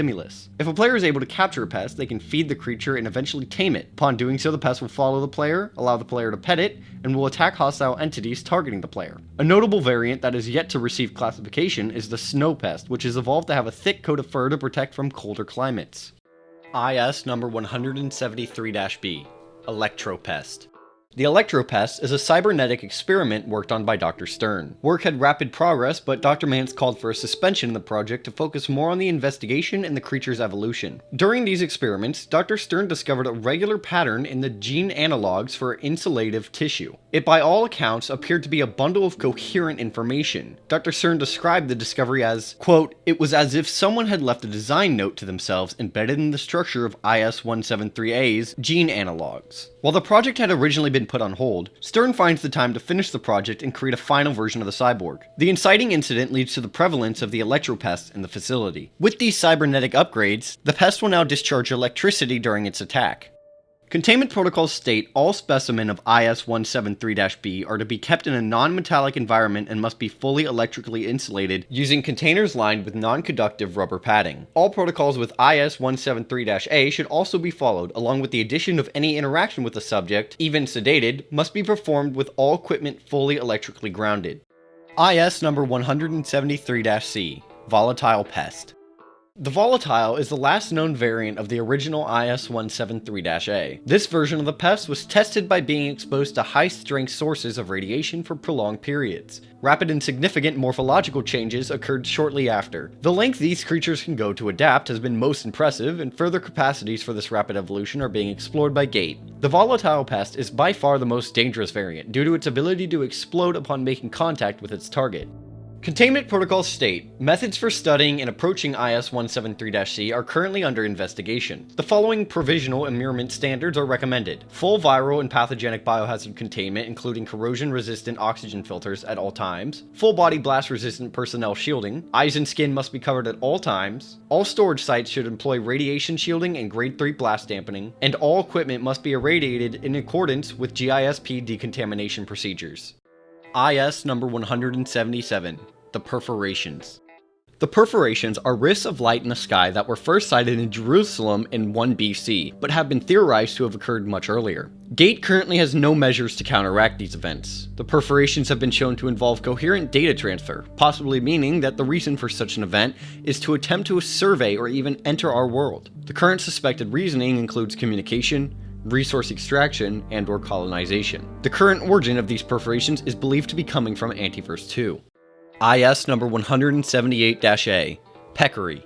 The peccary is the third stage of life following the pest. The pest will gestate and/or sleep in a hyperelastic pupa pod before emerging as a peccary. The name given to the creature is shared by the animal of our world, although originally given before the scientists realized the true size of IS-178. The peccary is a quadrupedal predator that uses psionic energy to hunt prey. Due to the differing energy levels in our world, the peccary uses a higher wattage here than in Antiverse 2. While an aggressive animal, Dr. Manbanko performed a series of experiments wherein he successfully taught a peccary dubbed Gregory a variety of simple tasks. The peccary was able to fetch a ball, respond to repeated verbal commands, and tap its hooves in time to a range of music. All of the tests relied on food rewards, electric shock penalties, and exploiting its marked preference for Swedish drone metal music, which when played caused the creature to become extremely docile and its task retention rate multiplied significantly. After the research, Dr. Manbenko agreed with Dr. Kale's theory of the energy difference in our worlds being the cause for such quick learning. He described it as, everything here happens for them faster and more furiously. Containment protocols state, any containment unit for IS-178-A should be no more than 3 by 3 meters square to ensure the subject cannot build momentum higher than 5 meters a second. All surfaces should be reinforced to GISP standards for blast shielding and electrically grounded to 2 MV. Subjects are to be contained in separate units and fed remotely. It is notable that there are some variants yet to be given any classification. The Sow peccary is a purple and blue variant that seems to be a female based on the milk set that is harvestable. The other variant is a snow peccary that has evolved to have a fur coat to help protect in colder climates. IS number 178-B, Mushroom Peccary. The mushroom peccary can be assumed to have evolved from the aforementioned mushroom carbuncle originating in the microfields of Antiverse 2. Just like its stationary counterpart, the mushroom peccary can release a cloud of infectious spores into the air. Mushroom growths on the body and head indicate a symbiotic relationship with the fauna of the area. Containment protocols state all storage sites for IS-178-B must be cleaned to a sterility standard equal to or above GISP minimums for viral and pathogenic containment. The containment unit is to be checked daily for mycelium spread, and any spores, growths, or blooms are to be removed immediately. Construction of containment and feeding arrangements follow suit of IS-178-A. IS number 184-A, Exor. IS-184-A is the fourth and final stage of evolution in a line of life made by the Wayseeker. It is a bipedal hunter with a quite advanced bioelectric defense adaptation on its arm. The creature is one of the most unique and confusing found out of all the stages of evolution. There have been multiple observations of IS-184-A gathering in small groups centered around a singular IS-184-B. The Exors seem to be asking or waiting for something from the surrounded creature. It has been noted that during this process it has been heard that a series of modulated frequencies emanate from both IS-184-A and IS-184-B when there has yet to be another time for these sounds to come up. Containment protocols state all containment facilities for IS-184-A requires grade 4 impact shielding and or grade 5 blast dampening in accordance with GISP ratings. All personnel conducting research on the subject must wear grade 4 body armor with full electrical grounding, even if the subject is sedated or unconscious. Direct interaction in any state is not advised. The creature should be kept away from flammable materials and fed remotely. While at first considered to be somewhat intelligent life, further research and discoveries have found these creatures to be fully sentient and possibly even intelligent. While we know that the creature possesses some form of thought, it can be assumed this was done by its makers and part of the plan to have these creatures be weapons for conquering worlds. This is Dr. Derek Mance. Our assumptions around the Exor and its progeny have been revealed to be completely false. In the first instance, they have created a highly complex and ordered societal existence in Antiverse 2. We are forced to regard them as sentient, and possibly even intelligent.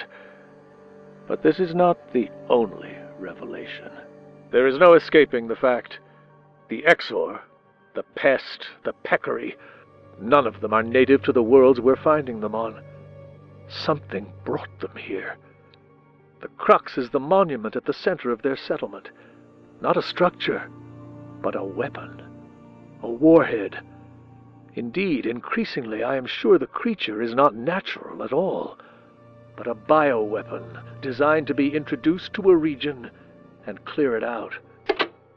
At the center of their society is a monolith that, from testing, seems to be relaying information to IS-117. The Wayseeker, and is being used to keep track of the Exors as well. While more of a collar than a structure, the Exors seem to worship or at least hold high value to it in some way. IS number 184-B, Exor Monk.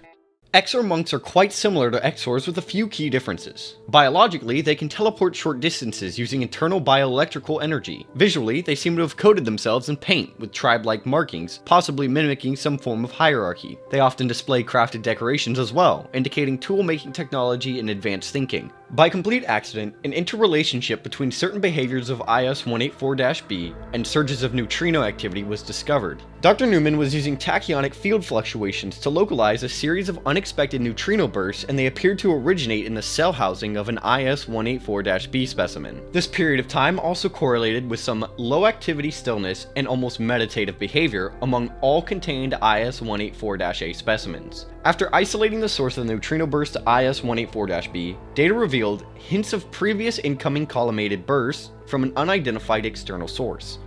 Containment protocols state all subjects require heavy shielding and perforation suppressing containment. All Immurement sites must avoid geomagnetically and tellurically active locations. Fail-safe connection to backup power is required at all times, as even a microlapse in suppression fields risk complete containment failure. Subjects are unable to be approached unless sedated, and feeding must be done remotely. IS-184-C, Armored Exor.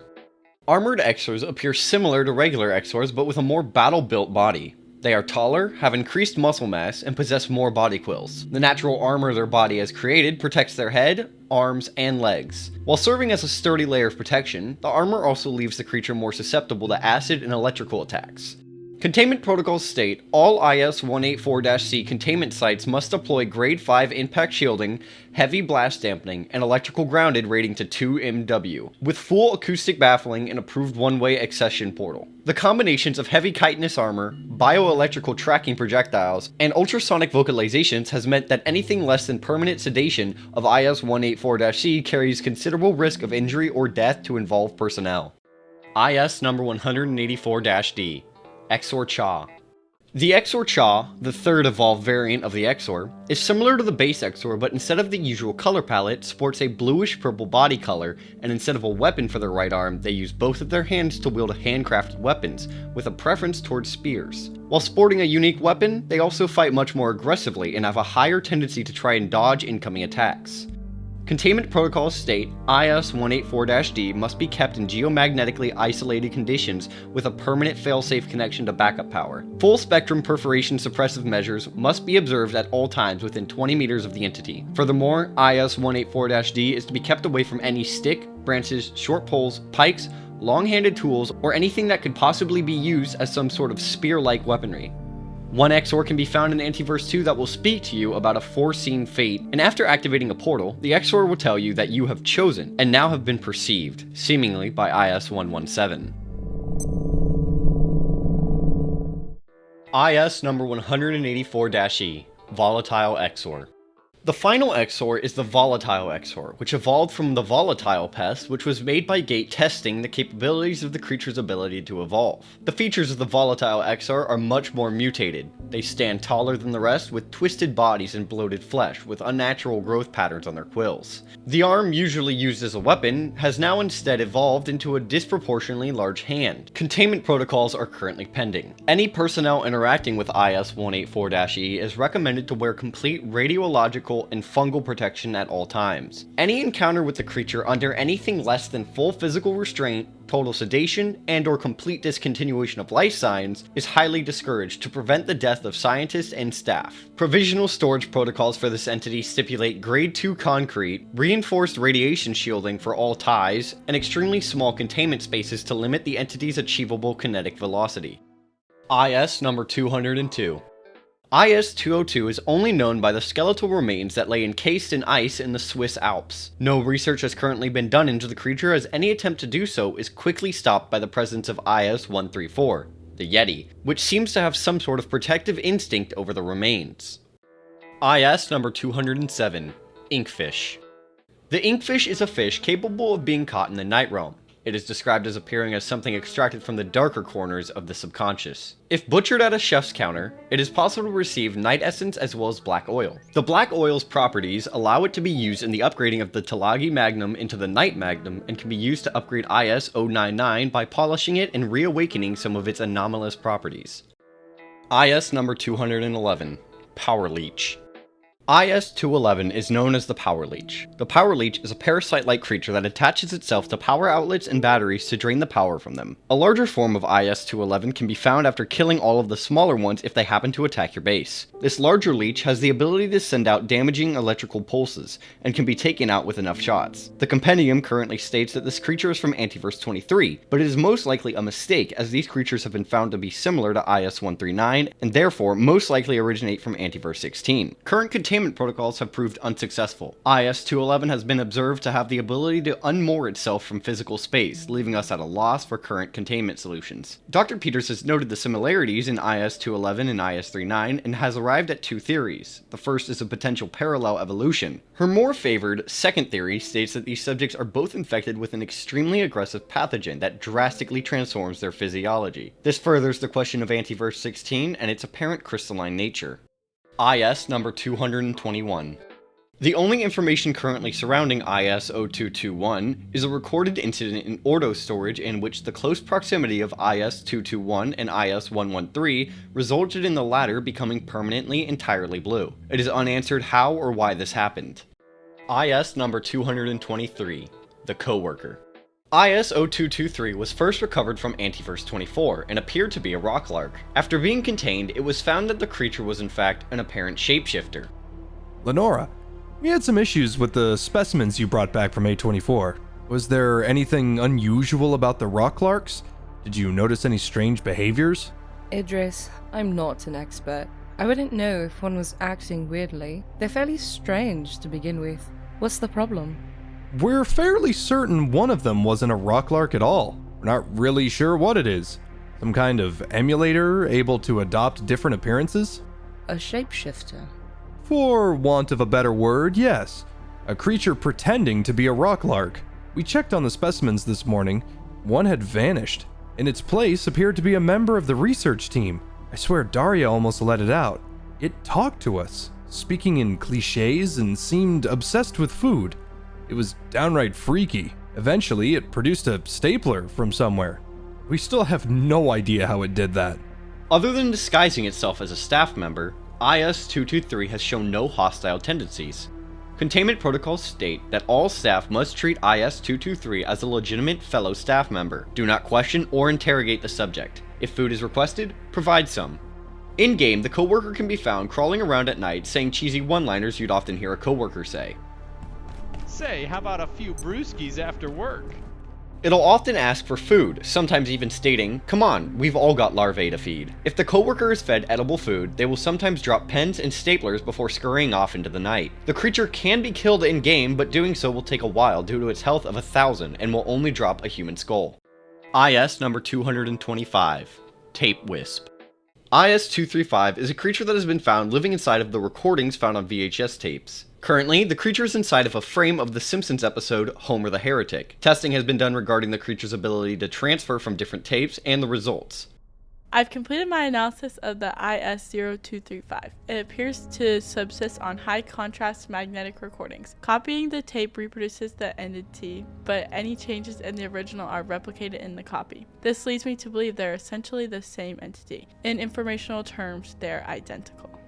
What about the previous sightings? We have no idea how it arrived in that specific Simpsons episode, but it seems to have disappeared from previous locations, e.g. Flintstones Season 2, Episode 32. This leads us to believe that 0235 is the same continuous entity throughout all sightings. Fascinating. Have you had any luck getting it to move? Not so far. Its modes of movement remain uncertain. I've even tried shifting the show to black and white, but that just seemed to make it sick. I can't risk damaging such a unique entity. Due to its simple nature, containment protocols state the tape containing IS-235 is not to be brought in contact with a videocassette recorder. It must not be played, viewed, or displayed. Current status is contained, although other scientists have found reasons to believe it is not quite as contained as we would like. Hello? About now. This is Dr. Abraham Stern, concerning immurement procedures for IS-235. While I haven't had a tremendous amount of time with 235, certain phenomena would seem to suggest that our containment procedures are, well, they may be insufficient. The general attitude appears to be that 235 is a harmless curiosity, but close examination of the videocassette tape in which it currently abides has revealed small, even exiguous amounts of a substance that concerns me considerably. I performed some preliminary investigations, basic classifications with Dr. Ross, but we were unable to determine whether the residue was biological or chemical or even solid, for that matter. Slightly embarrassing, but for the record, I recommend assigning someone to investigate this. Properly. Reasonably soon. Oh. When looking into the containment cell found in-game, it can be seen that some sort of growth is coming from this IS, and it seems to confirm the lack of current proper containment methods. IS number 247, the Moving Box.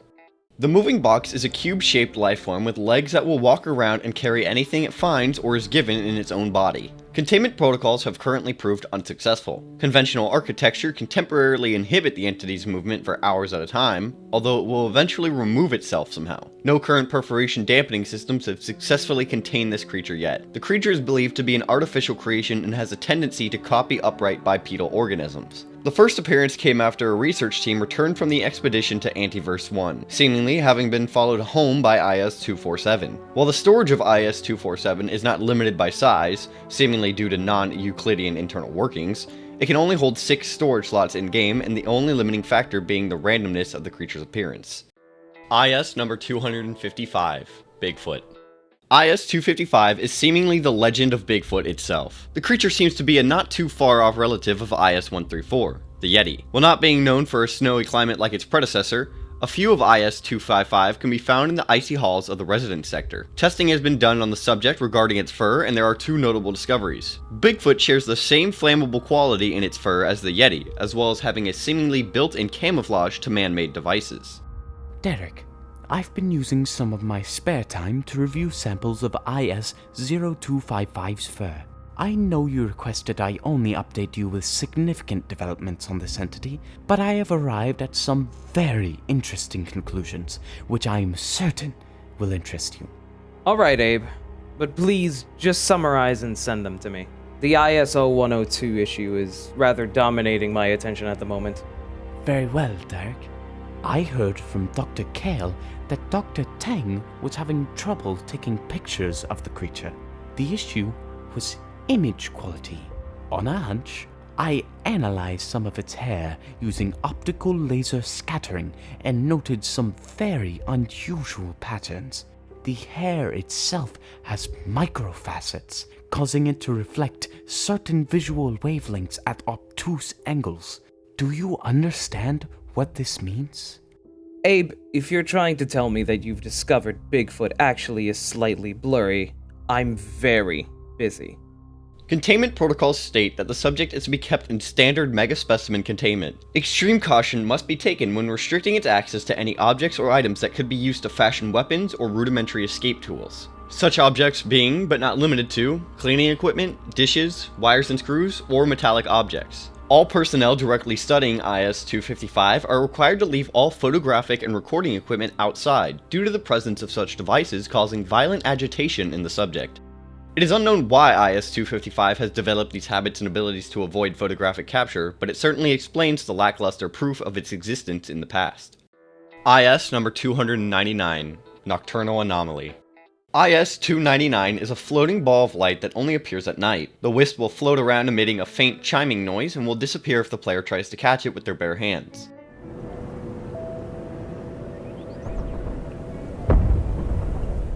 If the player uses a test tube, they will be able to capture the creature. The creature seems to closely resemble Will-o'-the-Wisps, lights emanating from ghosts. Current containment protocols are pending. IS number 307, the Game Sprite.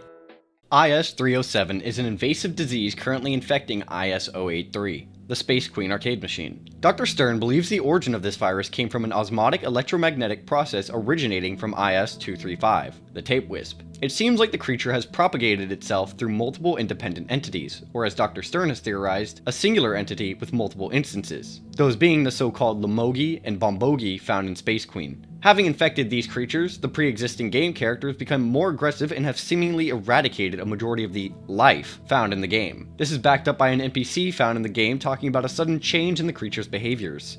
Containment procedures are currently part of an ongoing investigation led by Dr. Stern. Complete containment is not yet established, but it has been found that electromagnetic insulation and Faraday shielding can impede IS-307's movement. When entering or egressing from such containment spaces, full-spectrum EM jamming equipment must be in operation. Any digital device, mechanism, or hardware known to contain IS-207 must be kept at least 40 feet from unhardened video or digital equipment. IS number 333, Space Lettuce. IS-333 is a plant found in our world. When found in game, it can be planted and harvested to make a variety of foods. Containment protocols state, general ordo storage protocols apply. IS number 407, Symphonist.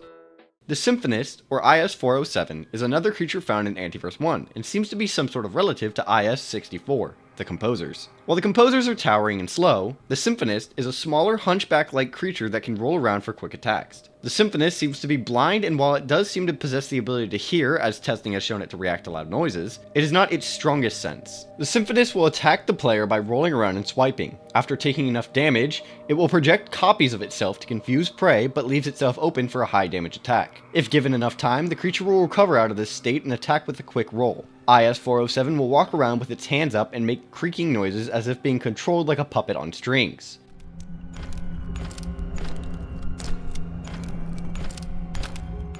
This could possibly hint at a higher power or creator controlling these creatures, as it is backed up by a rare drop from the Symphonist. The porcelain tablet, which has a 3% chance to drop, has a subtext that reads as, "Gazing at this tablet, you sense meanings embedded in the inscription on its surface, but cannot quite grasp them. Images of light and shadow flicker to mind, of bodies connected by immaterial threads, mist and distress, and behind or perhaps above it all, a sense of intention and desire, and of anger suppressed. For some reason, in spite of it all, two words materialize clearly in your mind. The Puppeteer." IS-407 has been rarely observed and is largely undocumented, leading to no current containment procedures. IS number 413, Perforation Bees. IS-413 is a bee-like creature that builds hives and produces a form of alien honey-like syrup. Containment protocols state, a single swarm of IS-413 can be affected by placing a mature queen in a standard beehive-like housing. No further contact should be made, and no action should agitate the hive unless wearing adequate personal protection. High-nutrient liquid sources nearby must be refilled routinely to avoid colony migration. Under these conditions, the hive will produce a honey-like substance that is safe for consumption, although studies into its effects and nutritional value are ongoing. The origin of IS-413 is currently unknown, but the bee-like creatures have been recorded across several Antiverse locations, including Antiverse 2, 9, 15, and 33. Possible reasons for the migration appear to be bee-sized perforations. The player can build their own beehive in-game after gathering enough materials, and can even collect the honey-like substance if the perforation bees are given a steady supply of Antiverse juice. IS number 422, Bogman.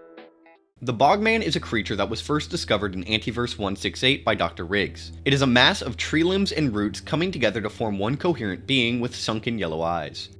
They are found wandering the swamps of Canaan and will attack the player on sight by swiping, growing vines from the ground to ensnare, and burrowing to move around. Containment protocols are currently under review, but it is believed the creatures have some sort of sensitivity to subsonic sound. While the exact origin and evolution of these creatures is not fully understood, it is theorized that their existence and presence in Antiverse 168 could possibly be connected to the Lodestones in the area. If this is not their home, their current Antiverse of origin is unknown.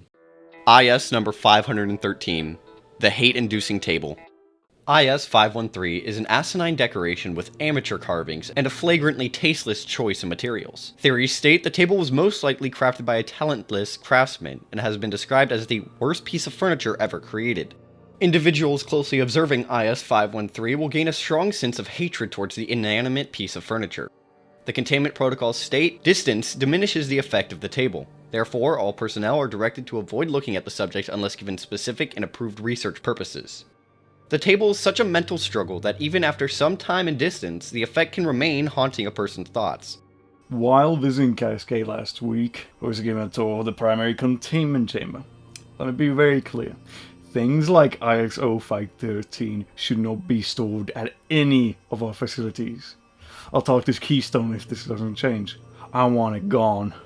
I apologize for the discomfort caused by the presence of ISO 513, but as Gates Research Director, I remind you that we secure these things for the exact reason you're emailing me right now. We can't figure out what exact property is at play here, but you seem rather susceptible to its effects. In short, we all hate it, but we can't let that stop us doing our job. I understand what you're saying, Derek, but there's something very wrong with that thing. You can feel it. Frankly, I can still feel it. The effect should fade. Try to think about something else in the meantime. I forwarded you some of our trainee reference for breaking soft sea hazard links. It should fade quickly given you're all the way in New York City. The origin of the table comes from an inside joke from the game Gloomwood, in which CEO Dave Oshry once had a rant about a table asset he believed was ugly. IS number 700, The Presence. IS 700 was first discovered by a janitor when he felt an unyielding sense of worry when entering the supply closet under the Curie stairwell. Hey, Stanley from Janitorial. Something's very wrong with the supplies closet under the Curie stairwell. I can't explain it. Can someone from Con go and check it out, please? We never go in there. I'll take a look, but I'll need to get some keys first. Stanley, when did this start? That was unbearable. Has anyone else noted this? Come see me immediately. I will need a full list of persons who have access to that room. This must be a side effect from a nearby IS. This should have been reported sooner. Inbox autoresponder. Mr. Rain is on medical leave until further notice. Please send all janitorial inquiries to Mr. Beckett. Containment protocols state, all staff are prohibited entering the area until further notice. No researchers currently permitted. When found in-game, the presence will emit a low rumbling noise, although there are no current effects upon the player for being in or staying in the room.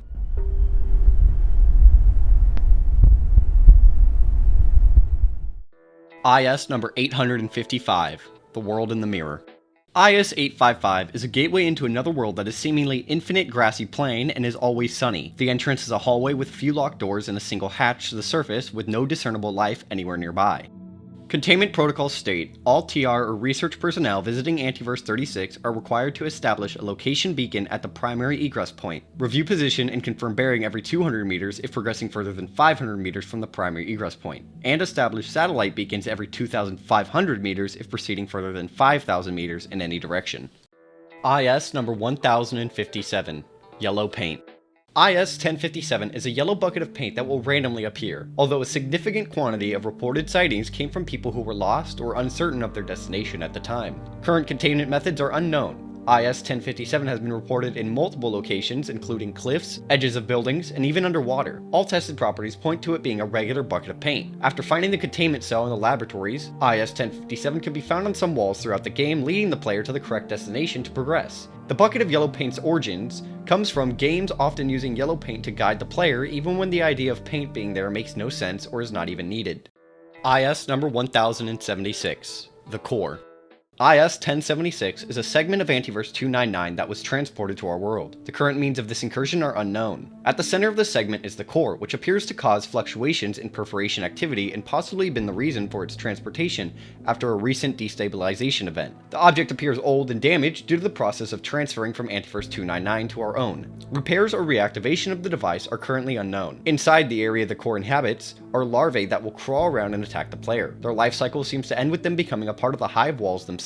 Along with the larvae, Ninth, the Gluttonous, is a massive creature that roams the halls of the surrounding area and damages anything in its path. Upon killing the creature, it will drop a core fragment which can be used to somewhat repair the core. Once repaired, the player can build a larvae suit and use it to communicate with one of the larvae. Talking to the larvae reveals they are a hive-like species and are just as lost and confused as to where they are and why as us. The core is also a reference to the game Core Keeper, with it being a key structure in the game.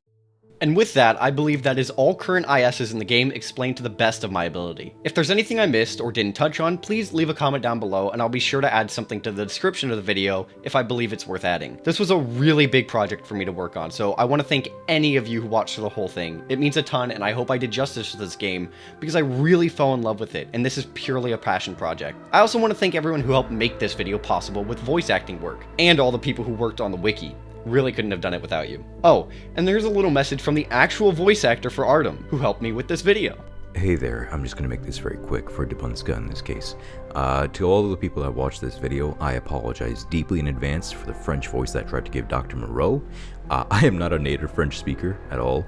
I have not spoken French in years, and as such, my accent is probably very butchered, so I'd like to apologize to the 5 French people watching this. None of my other videos are remotely close to this style of video, but if you liked it, please let me know, and I may make more of these style videos in the future. Maybe even one about this game again if they add more ISs in the future, which it definitely seems like they will. If you haven't already, I highly recommend you get the game and experience it for yourself. Consider subscribing for more content, or simply go watch my past videos. And have a great rest of your day.